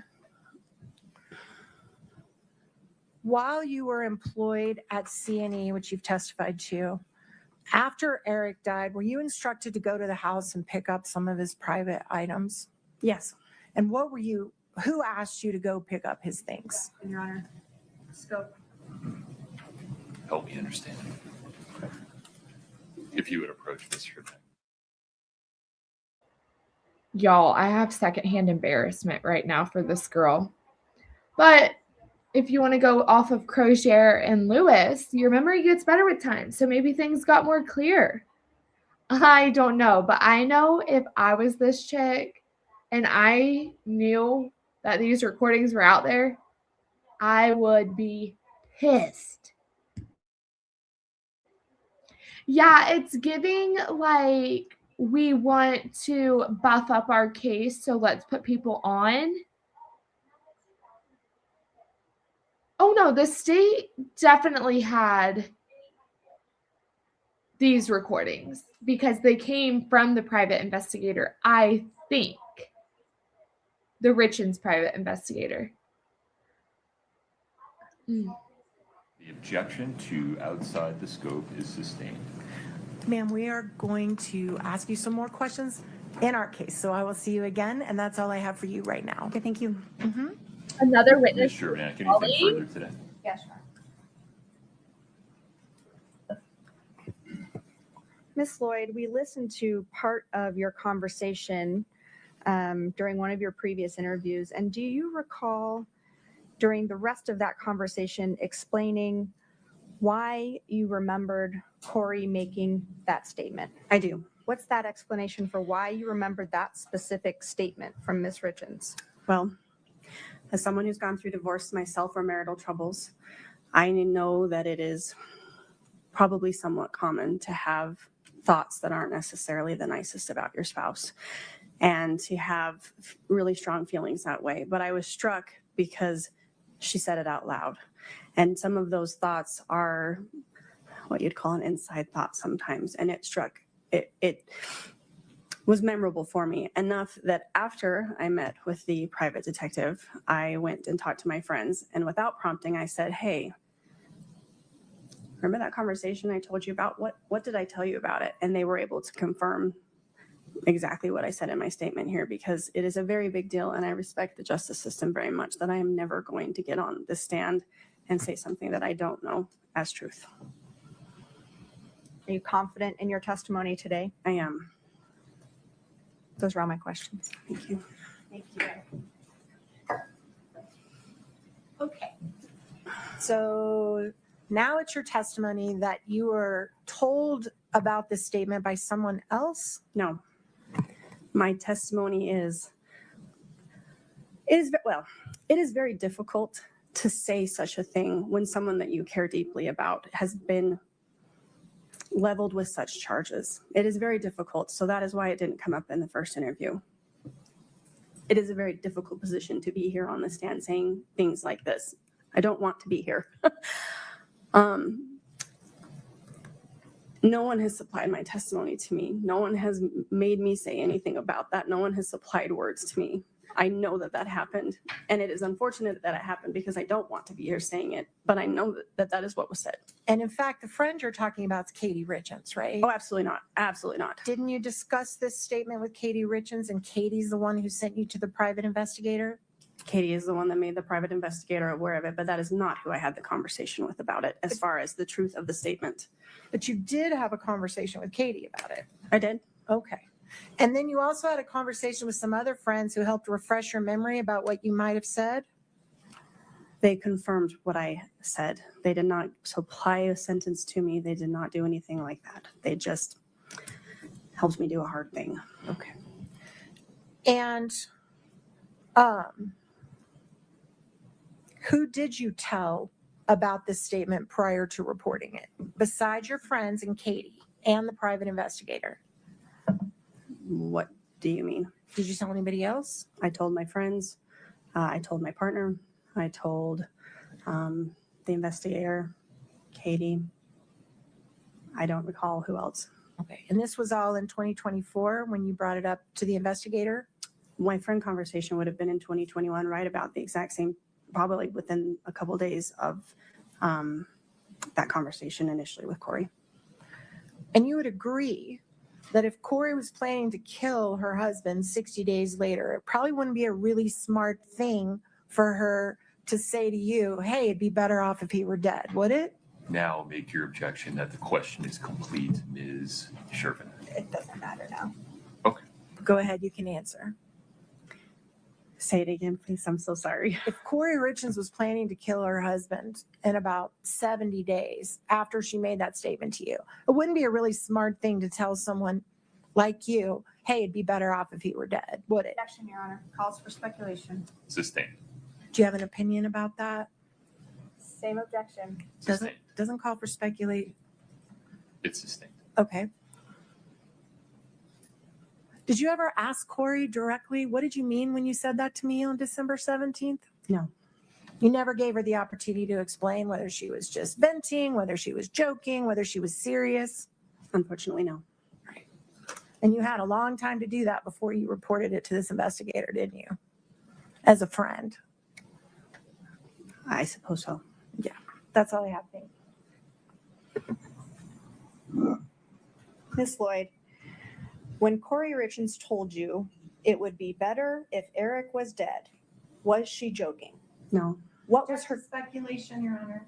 What was her tone? Object to speculation. Hold on. Let's pause. Yeah. The question regarding what she was thinking, or was she joking, pardon me, is sustained. Can't consider the answer no, because this witness can't know what's in another person's head. You can ask about her demeanor. Sure. What was her tone of voice? Serious. Was she laughing? No. Was she smiling? No. Did you have any reason to believe that she was joking? No.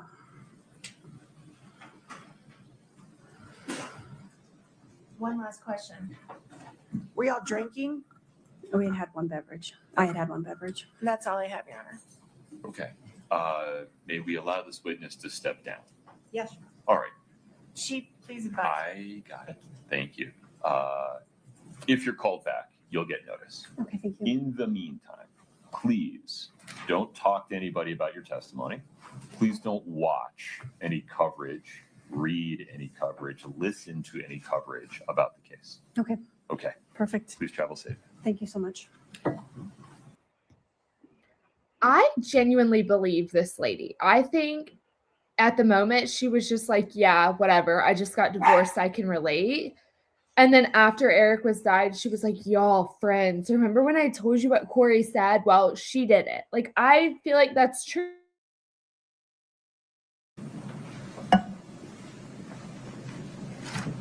Counsel.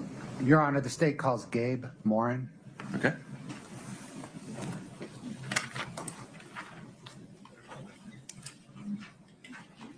Also, Nestor is so flat out rude. Like, he's like getting in a tit for tat with these witnesses, and it's not a good look.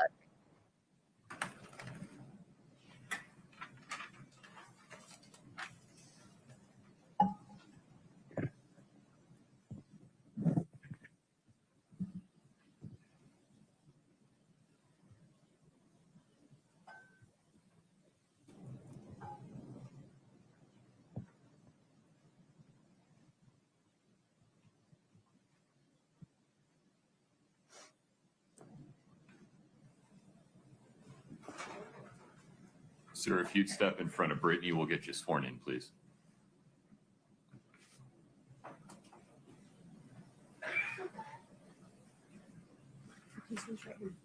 Do you solemnly swear the testimony you're about to give in the matter before the court to be the truth, the whole truth, and nothing but the truth, subject to the pains and penalties of perjury? Thank you. Please have a seat.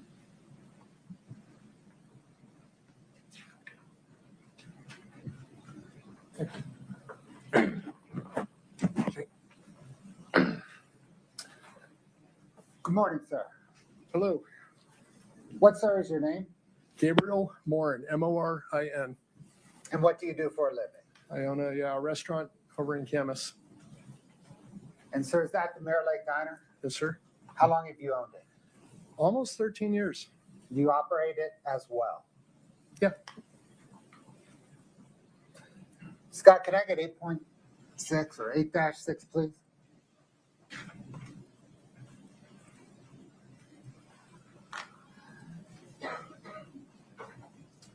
Can you see that on screen, sir? Yeah. Okay. Scott, if you can please scroll down.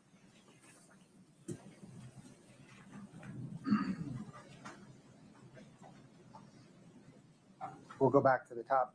Sir, do you recognize these records? I do. Are these records made at the time of the transaction? Yes. And is it your business's regular practice to make these records? Yeah. I mean, there's some, at the time of an order, the table is created, whether it's a to-go order or someone physically in the restaurant. And then when the card is actually swiped, then the table's closed. Okay, so we're going to get into that. I just need to lay a little bit of foundation to admit them, and then we're going to publish them. Okay. But do you keep these records as Your a Honor. regular? We don't object, but it's fine to come in. States 8-6 is admitted. Thank you.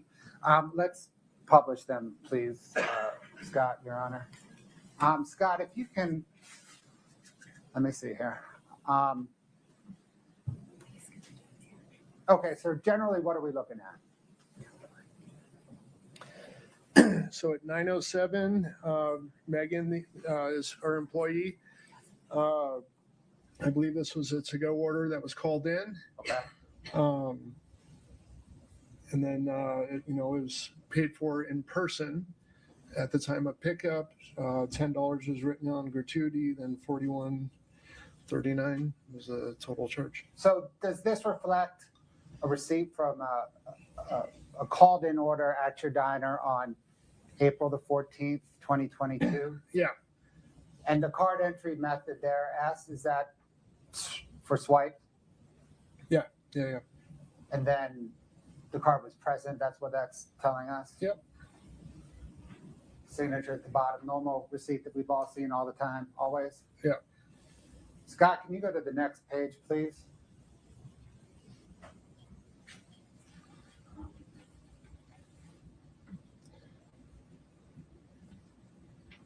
Is this portion of the document that we're looking at now? Okay, so this is Megan's checkout. This would be at the end of her shift. And this is like a breakdown of credit cards, whether MasterCard, Discover, cash sales, and that kind of stuff. And then Scott, if you can go down to the third document. Can you embiggen that top part? Thank you. And then, sir, what is this? Okay, so this is an audit of that particular order. So you can see the timeline on the left side. So at 8:55, it says a Greek omelet, quinoa salad, bagel sandwich with hash browns, and then Kouri is typed in. So at 8:55, an order was placed. At 9:07, the food was ready. 9:07, payment was applied. And then at 10:50, adjusted payment. So the server has some leeway as to when they actually adjust their tips. I mean, before they're into their shift, they're going to go through all their sales and adjust tips. Some servers wait till the end of the day. At 11 o'clock on Valentine's, we weren't very busy, so she did it during the day. Sir, why the name Kouri? Well, because there's a phone-in to-go order. So, we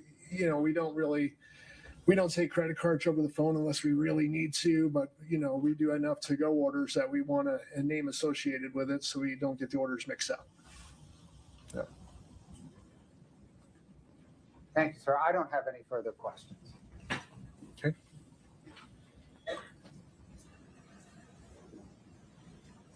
Good morning, sir.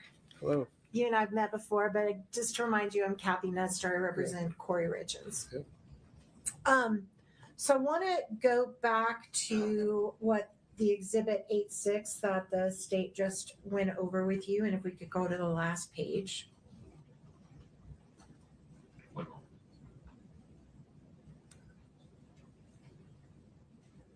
Can you go to the next page, the very last, that page, and then blow it up? And can we publish, Your Honor? It's in. Yep. Okay. So could we please highlight the bagel sandwich and the Greek omelet? Now, I've visited your diner. You guys have had similar menu items for a long time. Is that fair to say? Yeah. You're pretty familiar with your food?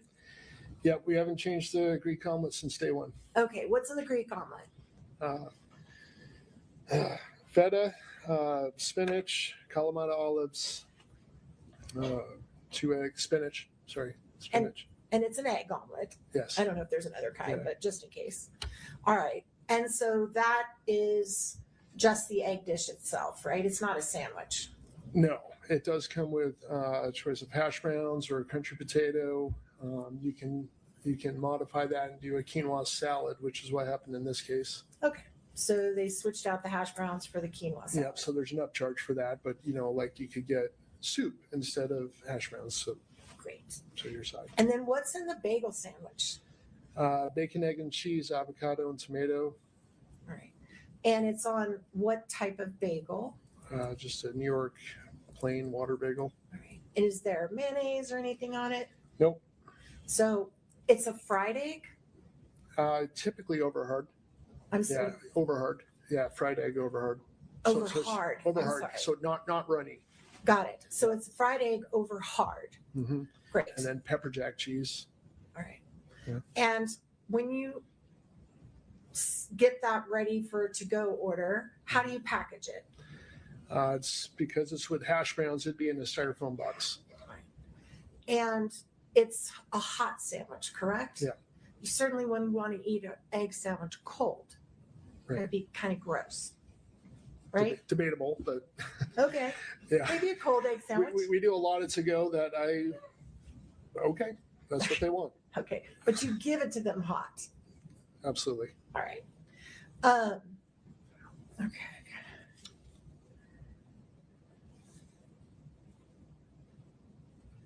And I'm sorry, just to refresh my memory again, the ingredients on the bagel sandwich are 2 slices of bacon, 2 eggs over hard, 1 slice of pepper jack cheese, about a quarter of sliced avocado, and typically 2 slices of tomato. Okay. And then the bagel itself. All right. Toasted.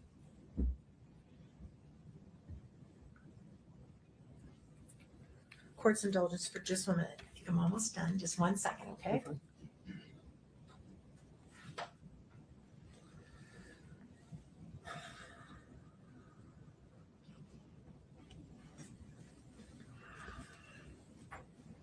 And just to be clear, the time that was on the stamp says 8:55 a.m. Can we bring that up one more time? Yeah. I just want to make sure I understand what that time means. Is that the time of the order or the time it was picked up? When it was ordered. So it was called in at 8:55. All right. And then it was physically picked up and paid for at 9:07. Perfect. And 9:07 in the morning. Yeah, it's breakfast. Well, it says a.m., so that's Okay, I'm going with it. Perfect. Thank you. That's all I have, so I appreciate it. Okay.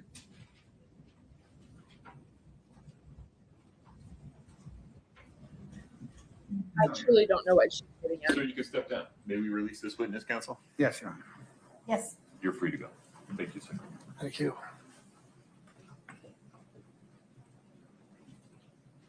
Mr. Bloodworth, who's next?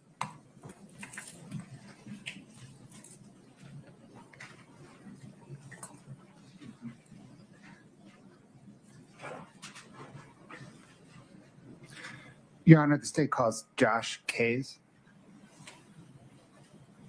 Everybody go order from his little diner. I think this is Eric's friend.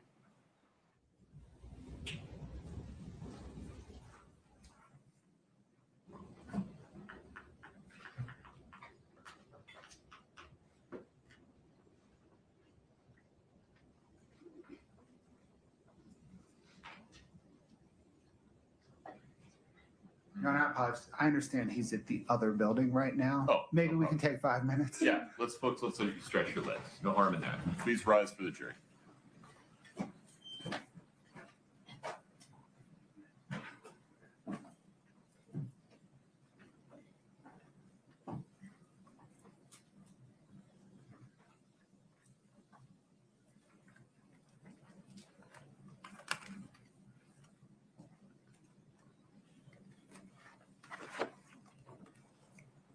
I feel like a lot of times there is witnesses where you're like, what was the point? But then it Counsel will be in recess until 11:25. Thank you. in closing argument.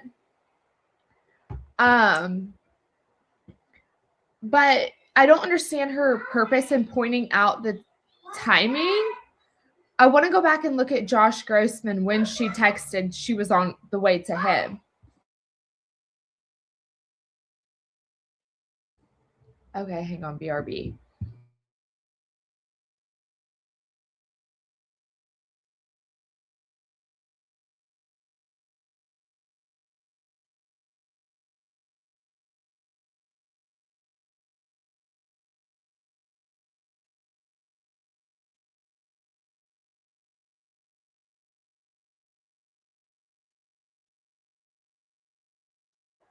Okay, honestly, it's up to both sides and closing arguments to piece it all together into one coherent story. At the end.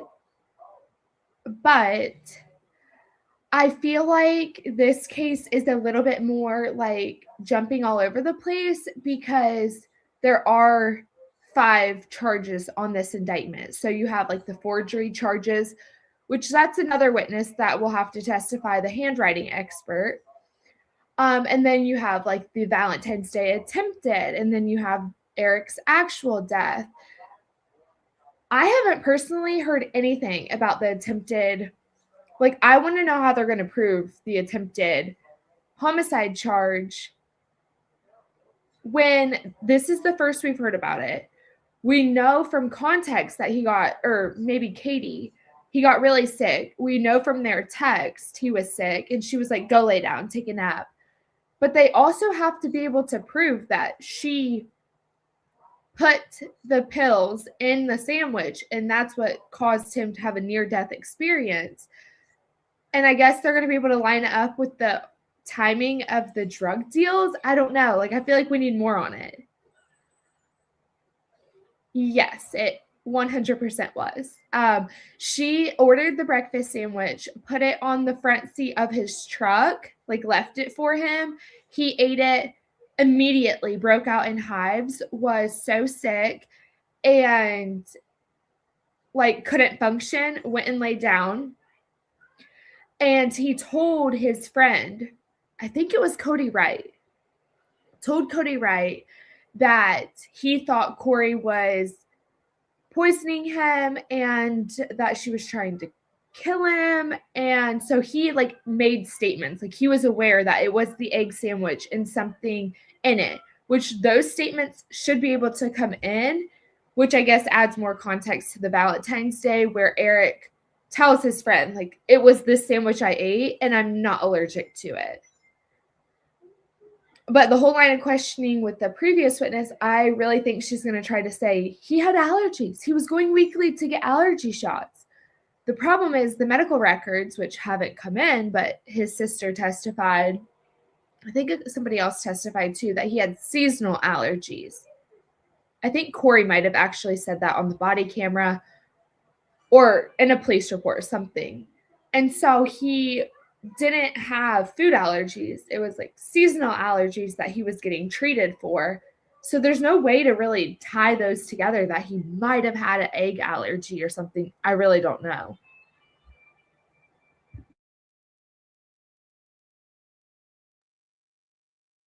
Okay, let's see here. I think so too, but like all of these, well, like the attempted and his actual death, it's all circumstantial. So it's like the jury is going to have to make the inference that she did the drug deal or she purchased them. And then he eats something and was sick.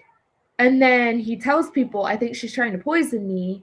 And then like that's basically the extent of it for the attempted, at least. And then same thing for his actual death. Like, of course, we don't have statements after the fact. But like they always use that example in jury selection where it's like, if you see somebody walk inside and they're wearing a raincoat and it's wet, you can make the inference it was raining outside, even though you don't know it was raining outside. So it's kind of like that, where it's like, we know she was buying the pills, and then he eats something, and then he's deathly ill. So it's kind of like they just have to make that inference. It's very unclear about what Eric said to someone, because technically that should come in as a hearsay exception of his state of mind or like his impression. I don't know.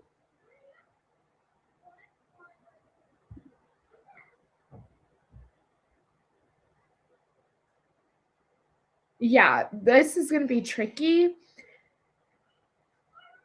I don't know. I don't understand how that's the case, though, because in Karen Reed, they for sure had everyone testifying to what John said. And it was the exact same situation.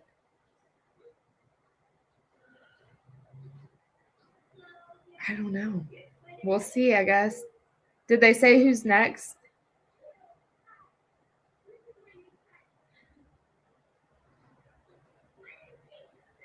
Well, there's multiple hearsay exceptions, like state of mind or effect on the listener.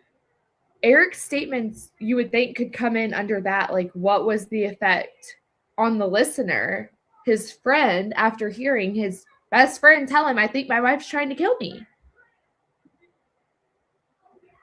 Josh Case, yeah, I think that's what he said. Like, they literally had everyone testifying about what John O'Keefe said about Karen Reed. He wasn't there to confirm it. So, I don't know. What I do know is that I'm about sick and tired of this prosecutor putting up the witnesses in the afternoon, the good witnesses, and the mornings go slow. Because, like, I'm sure they'll finish this next witness. What was his name? Josh. And then they'll go to lunch. And then Kouri Wright will be in the afternoon. Okay, I'm going to be quiet. I also have a feeling the defense is going to say, Judge, can you quit telling us how to do our jobs in front of the jury? It makes us look incompetent. That's going to be their next argument.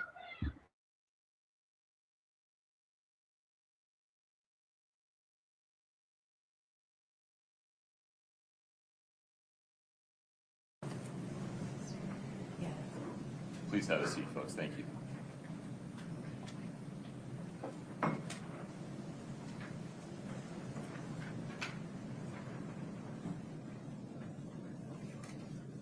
All right, have a seat. Mr. Bloodworth, may we invite Mr. Kaze into the courtroom, please? Yes, Your Honor.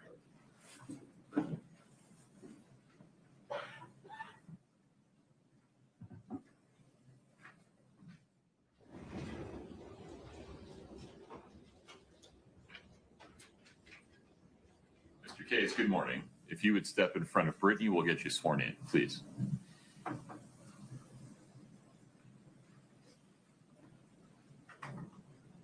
Please raise your right hand. Do you solemnly swear the testimony you're about to give in the matter before the court to be the truth, the whole truth, and nothing but the truth, subject to the pains and penalties of perjury? Yes. Thank you. Please have a seat.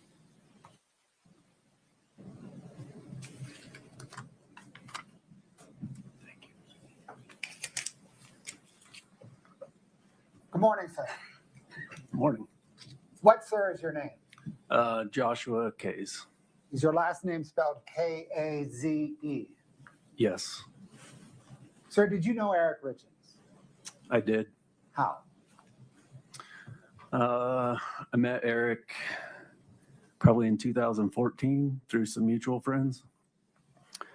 Hung out with him a couple times, and then started working in Park City in 2016 for a builder, and Eric Richins was a subcontractor that I worked with quite a bit from 2016 on. Aside from a business professional relationship, did you have a personal relationship with Eric? Yeah, so after I started working in Park City, him and I became friends pretty quickly. I played on some of his recreational sports teams. We both liked camping and hunting, so we kind of hit it off on that front. And I think starting 2017, we started hunting together quite a bit each fall. And would you take trips together to hunt? Yeah, I think we went to Idaho on some trips 2 or 3 times. Went to Colorado on a trip once, and then a number of times here in Utah. Are those hunting trips, pack hunting trips, where you pack in, hunt, pack out? Mixture of both. We'd, hike in a lot. I think we went on some that were pretty grueling. Idaho in the Frank Church Wilderness was a pretty grueling experience. Our last one that we went on together in Colorado ended up being pretty physically demanding, but it was a mixture of sleeping out. Sometimes we'd sleep in trailers, all the above.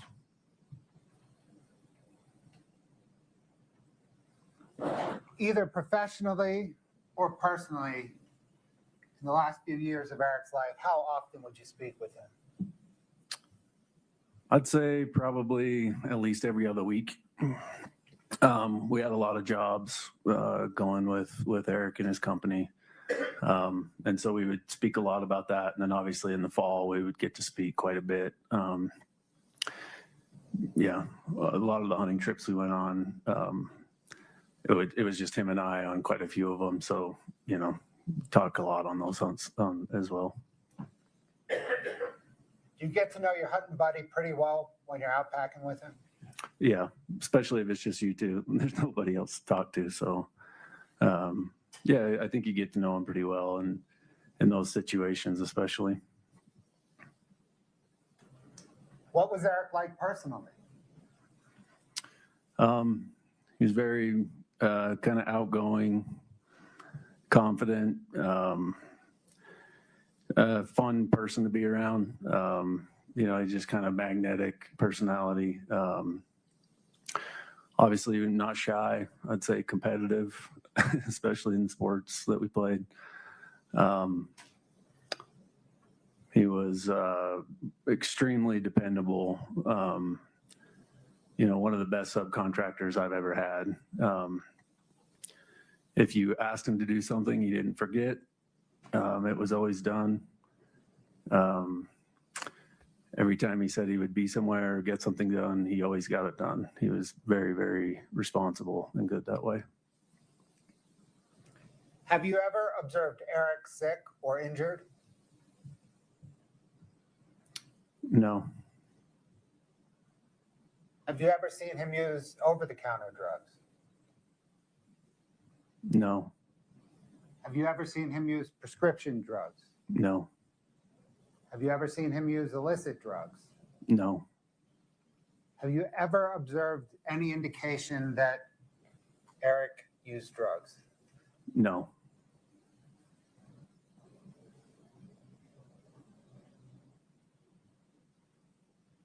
Do you recall receiving a phone call from Eric Richins at about 2:11 p.m.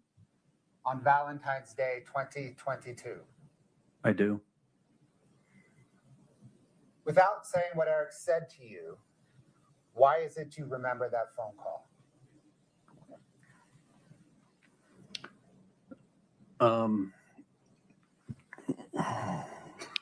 It was notable, I think, for a couple reasons, but the main reason was just the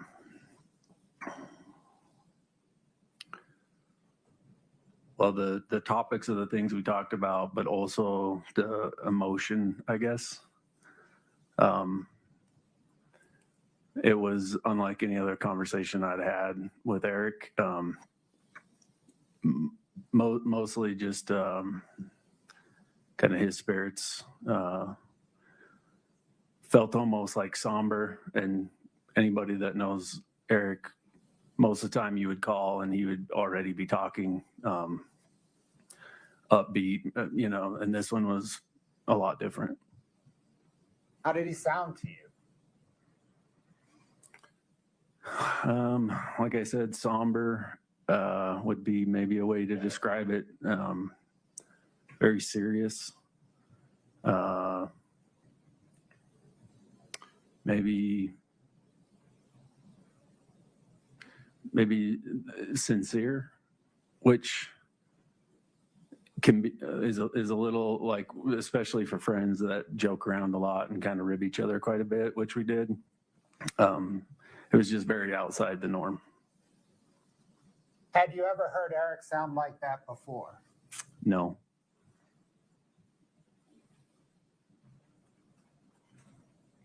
Based on what Eric said to you, and without saying anything that Eric said, did you offer Eric any advice? I don't know that I would say advice other than maybe like questions, like suggestions and questions was my response. What questions did you ask Eric? That's how we approach.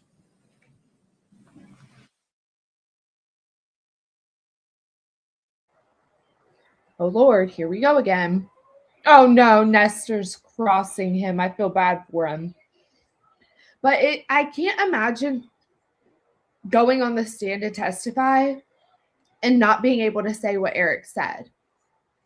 Like, having to describe it instead of just using the words. And I feel like for the jury, that's confusing too. Like, why isn't he just telling us what was said? I genuinely want to know what Eric said to him. But it's like they're speaking another language that the jury's not picking up on because they can't know what he said.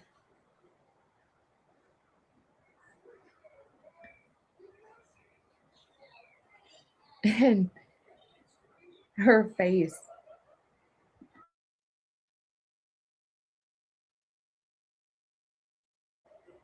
Bloodworth is up there, like, totally put off that we're even having this conversation.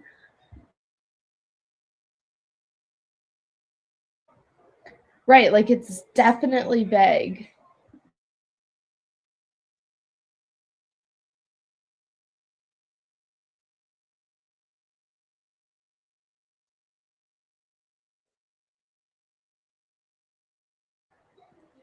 Okay, is it just me, but does that guy look like John O'Keefe?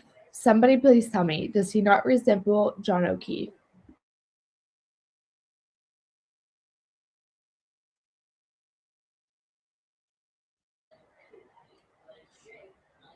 Like, look at him. I want to pull a picture up. I'm like, is this John in his next life? Like, what is happening?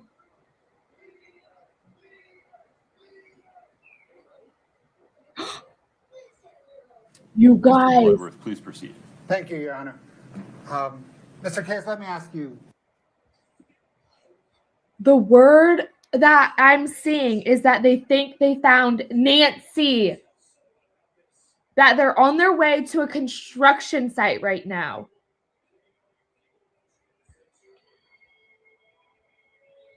All right. I'm going to keep you updated. Yo, hold on. I'll pause if something actually gets confirmed. Yes, that's what I'm seeing. Hold on. I'll pause again when I get actual confirmation. 3 yes or no questions, okay? Based on that conversation, did you ask Eric Richins if he was okay now? Yes. Did you ask Eric if he was going to go to the hospital? Yes. Did you ask Eric, what are you going to do about it? Yes.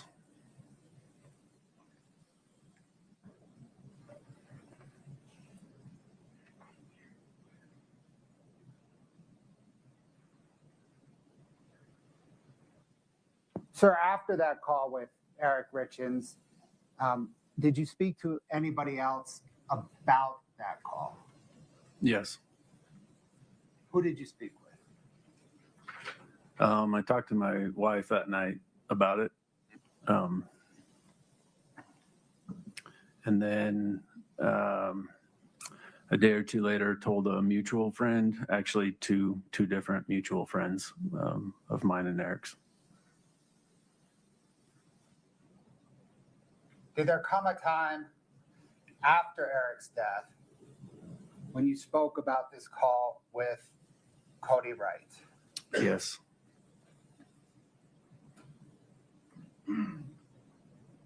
Did Kouri Wright have a similar call with Eric Richins? Object to hearsay. Sustained. When you spoke with Kouri Wright about this call, did Kouri Wright say anything inconsistent with your call with Eric Richins? Object to hearsay. Sustained.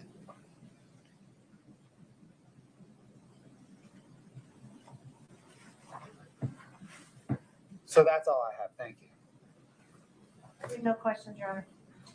May we release this witness, Ms. Nestor? Yes, sir. Mr. Kaze, you are free to go. Please travel safely, sir. Thank you. Thank you.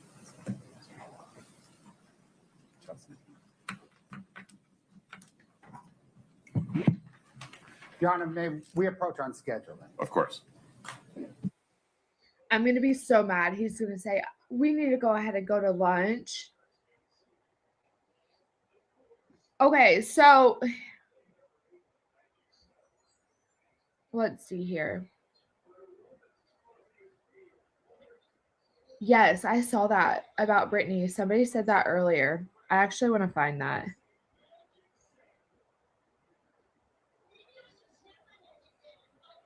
Let's see.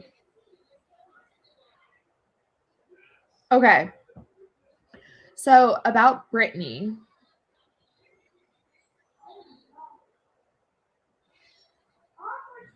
Hang on just a second.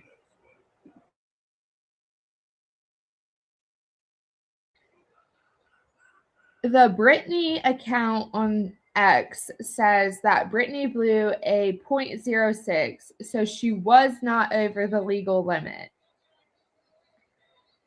The legal limit in California is 0.08, but you can still be charged with a DUI if officers observe erratic driving. So, sounds like Brittany just being Brittany and unwell. And then on the jail record, it says that she filled out her race as Asian Pacific Islander. Like that she's just really unwell.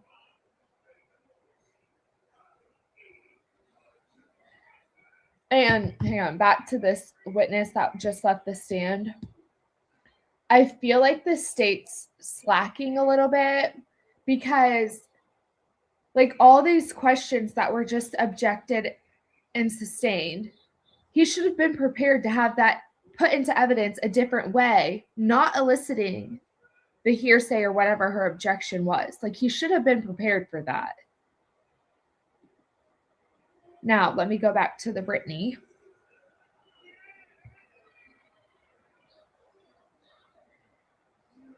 Let's see what else I can find.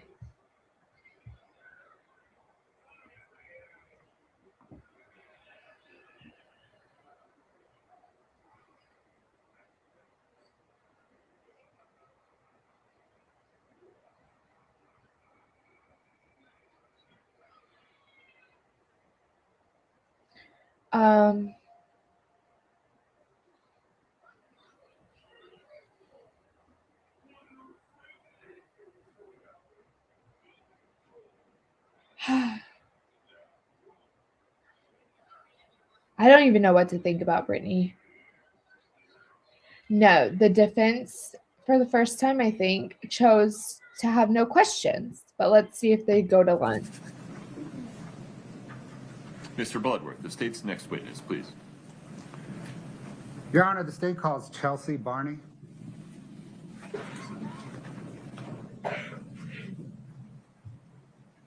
Wait. Didn't we already hear from her?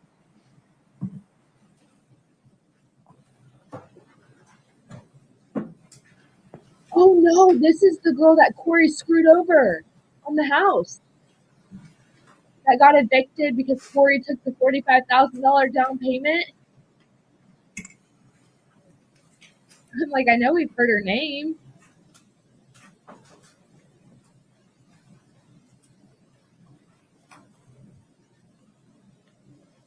Ms. Barney, good morning. If you would step in front of Brittany, we'll get you sworn in, please. She looks like she's going to have smoke for Kouri. If you'll please raise your right hand. Do you solemnly swear the testimony you're about to give in the matter before the court to be the truth, the whole truth, and nothing but the truth, subject to the pains and penalties of perjury? Thank you. Please have a seat. Thanks, Teresa.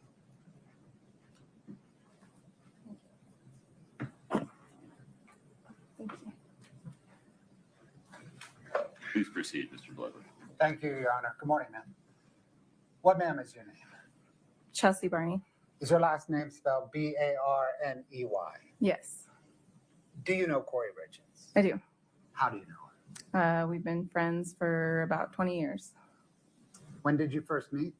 9th grade, junior high, high school. And have you stayed friends that whole time? Yes. How often do you speak or did you speak with Kouri Richins? all the time. Well, sometimes every day, sometimes every other. I mean, all the time. How often would you see her? Couple times a week. When we got busy with kids, sometimes once a month. It just kind of depends on schedule at that time. Would you travel together?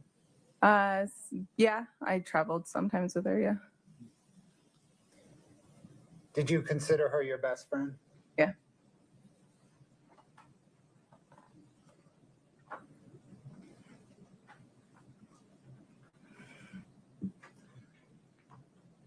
Are you familiar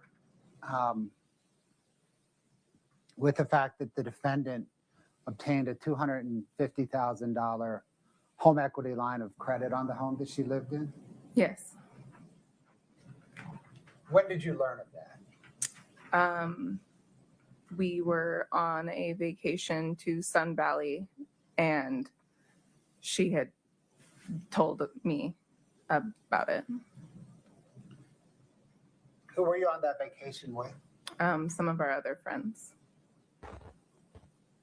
Was that vacation in October of 2020? Yes. Maybe the first weekend of October of 2020? Yes. What, if anything, did the defendant say about that? She had said that Eric was mad at her and had turned off her credit cards because he found out she took a loan out on the house, and asked if we could pay for the trip, and she would reimburse us when she could. Did Kouri Richins say what she did with that $250,000? She used it to buy a house to flip and sell. Scott, can we get 2-2D, please?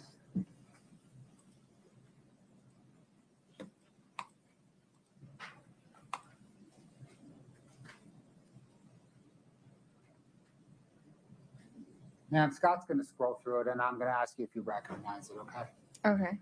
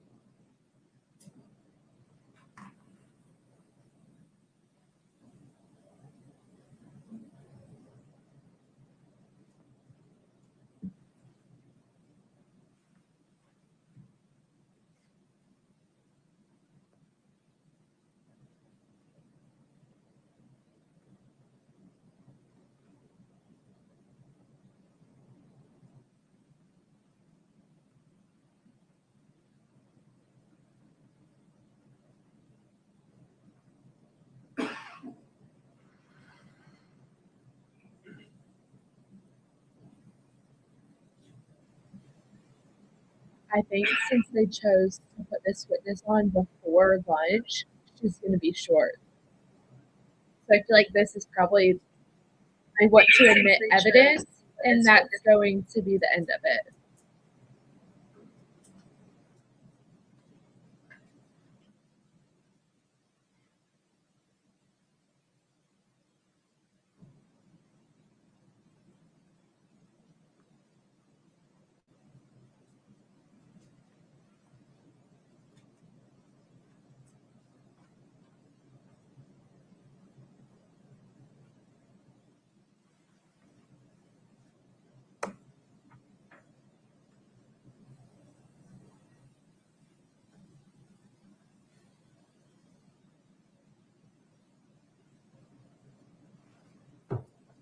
Ma'am, is that an October 14th? Is that an accurate depiction of an October 14th, 2020 text exchange between you and Kouri Richins? Yes. Are you the blue bubbles and, no, it's the opposite, right? Is Kouri Richins the blue bubbles and you the green bubbles? Yes. Your Honor, the state moves to admit and publish 2-2D. No objection. States 2-2D is admitted.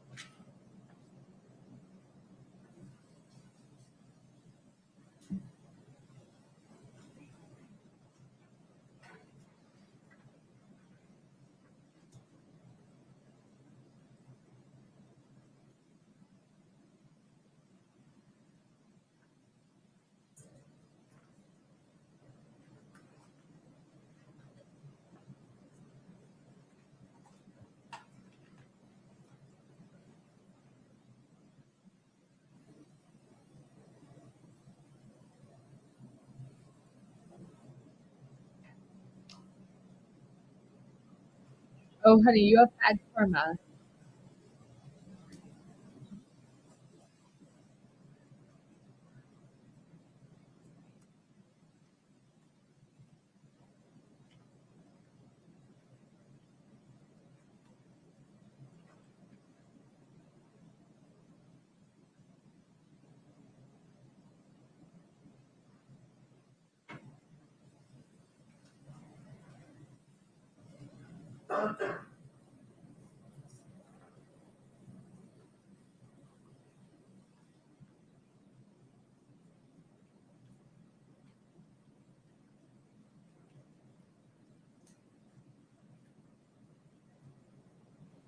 We know Kouri loves those gifts.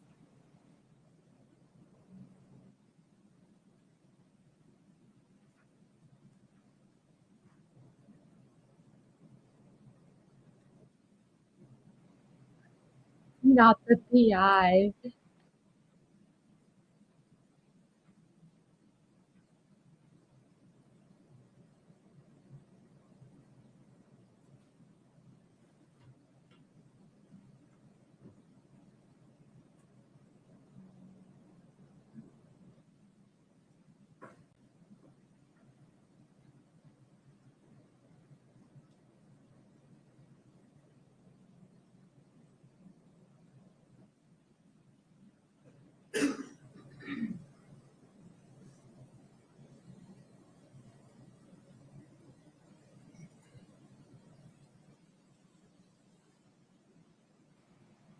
Eric, be vindictive.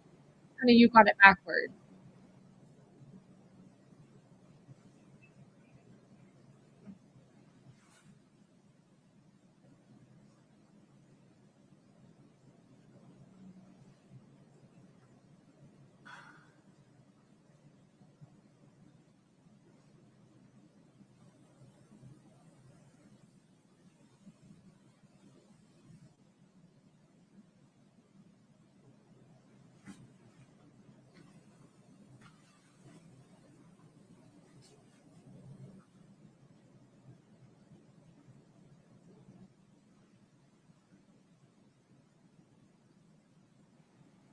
Wait, is Kouri an alcoholic? Is that what we're learning here?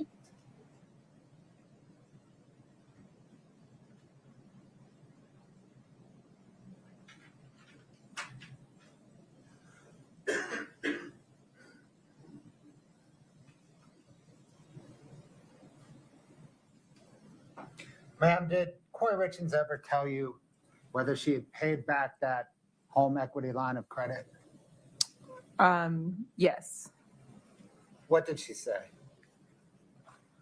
I don't really recall, just that the house she flipped made money. I mean, I didn't really ask much about how much she made or didn't make, and she said she paid him back.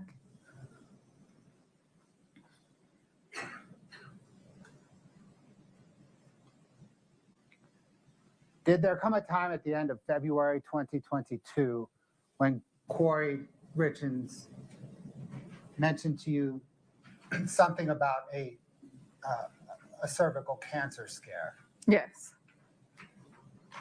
What did she tell you? We were at a friend's brunch, and she was waiting for a call from her doctor, and she received that call at the brunch, and she had said that her doctor had mentioned that she possibly had cervical cancer and had to go in for a biopsy. Were you present when Kouri Richins called Eric about that? Yes.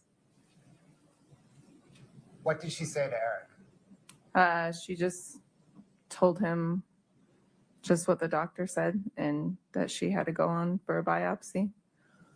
How did Eric react? He acted concerned, but kind of was, let's not overreact until we know for sure type of thing.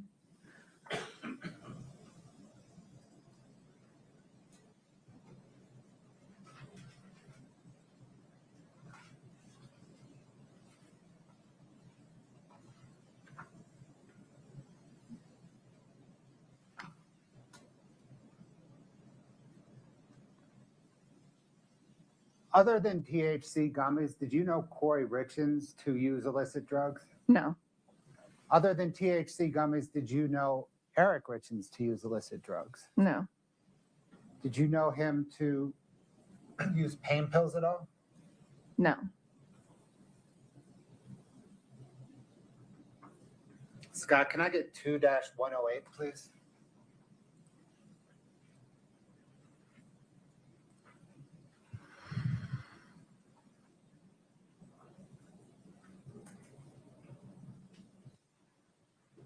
Ma'am, if you could read down that kind of timestamp, party, and description columns. No pain pills. Bye, Kouri.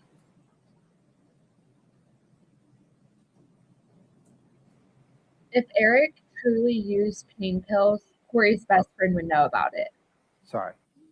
Scott, can you bring up 2-108D as in Delta?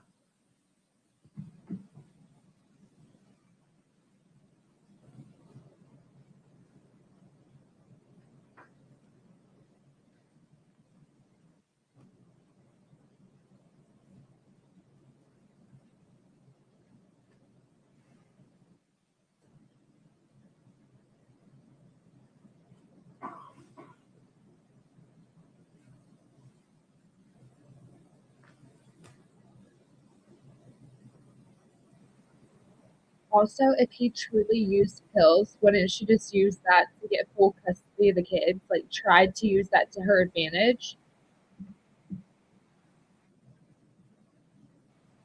See, Nicole, we're on the right thinking track. Ma'am, do you, oh, I'm sorry, we're still going. Oh, that's Okay. Ma'am, do you recognize that as an accurate depiction of a March the 7th, 2022 text exchange between you and Kouri Richins? Yes. And is she in blue and you in green? Oh, yeah. It's May 7th, though.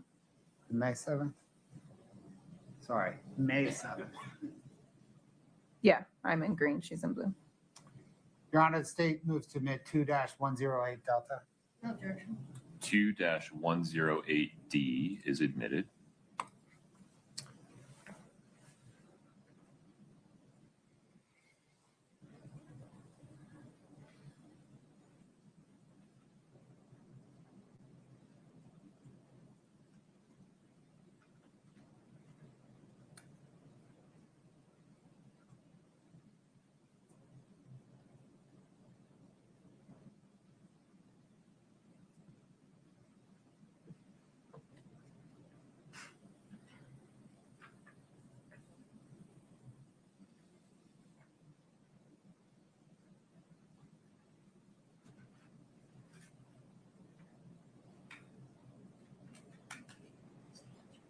I feel like she's lying about even having attorneys at this point.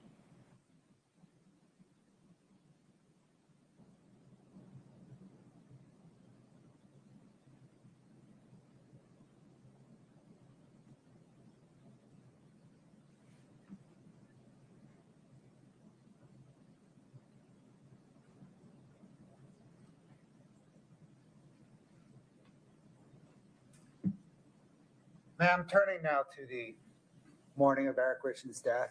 Mhm. How were you informed of his death? Lisa, Corey's mom, called me. And what did you do upon receiving that phone call? I went up to her house.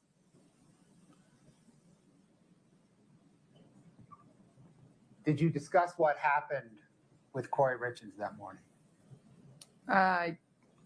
To who? I don't know what you mean. Did Kouri Richins explain to you anything about Eric Richins' death? Oh, yeah. What did she say? Just that she went to bed with one of the boys and woke up, went back in the room, and realized Eric was cold and realized he wasn't breathing.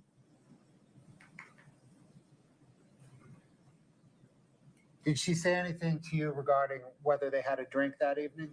Yes. What did she say? That they were celebrating the closing of a job she had and they had a drink together. Were you present in November of 2022 when Kouri Richins had a phone call with her attorneys about the night of Eric Richins' death? I don't recall. Were you present for a phone call that Kouri had in November 22 where she said that Eric was on the phone with people in Mexico about hunting when she went into Ashton's bedroom? Yes, I was. Is that what she said? Yes. And is that about the right time period, November of 2022? I honestly can't remember the month, but I remember that being there in that conversation. Thank you.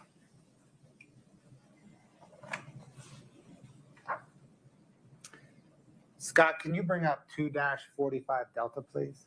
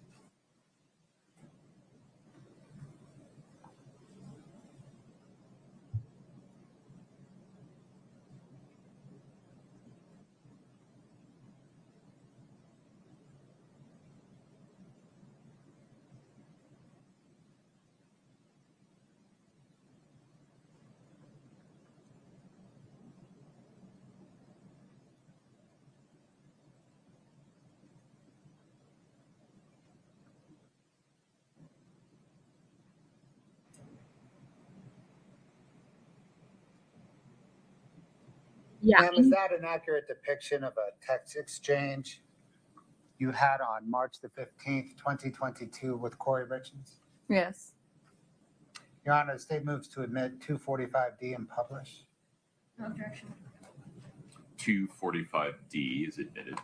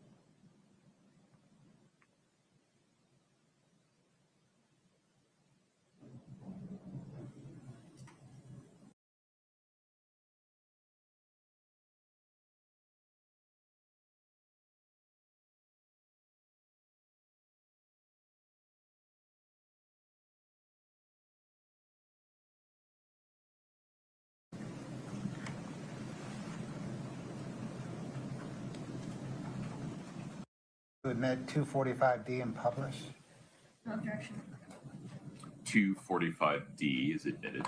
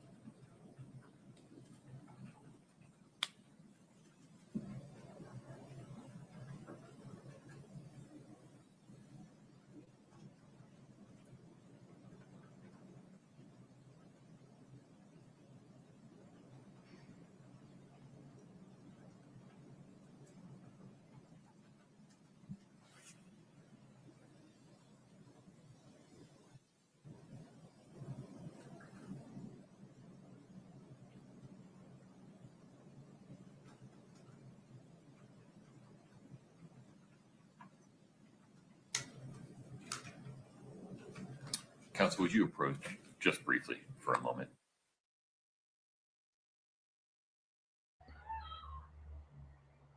Okay, sorry. I had to go back because I couldn't finish reading that first one fast enough. And I'm like, no, she's not. She is not sitting here lying this whole time. But it literally was immediately all about finances. Like, why is that what you're so worried about? Nobody was kicking you out of that house. And you're immediately complaining to everyone about,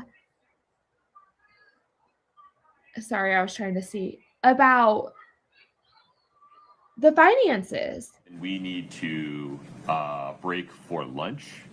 We're going to do that now. During the lunch break, please do not talk about anything related to the case. Please do not watch, listen, or read any coverage of the case. Please don't do any research about the case. Please rise for the jury.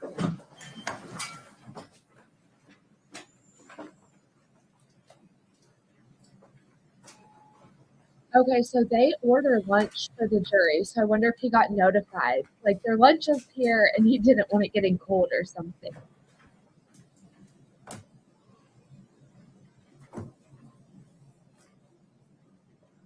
Folks, please have a seat. Ms. Barney. Yes. We're going to come back on the record at 1 p.m. Between now and then, you're free to go. Okay. As long as you come back, ready to go at 1. Okay. No matter where you go, whether you stay, whether you go, please don't talk to anybody about your testimony. Okay. Okay? Okay. Very good.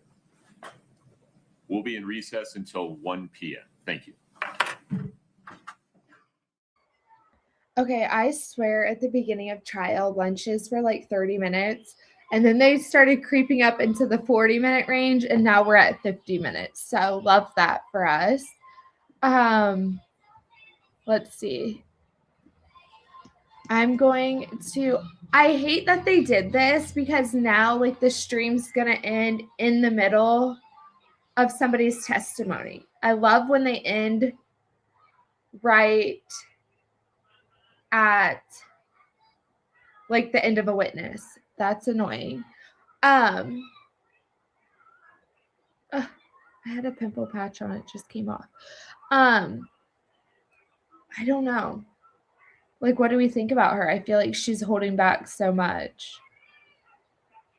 And what was it about that one specific phone call that she conveniently didn't remember, but she's remembered everything else?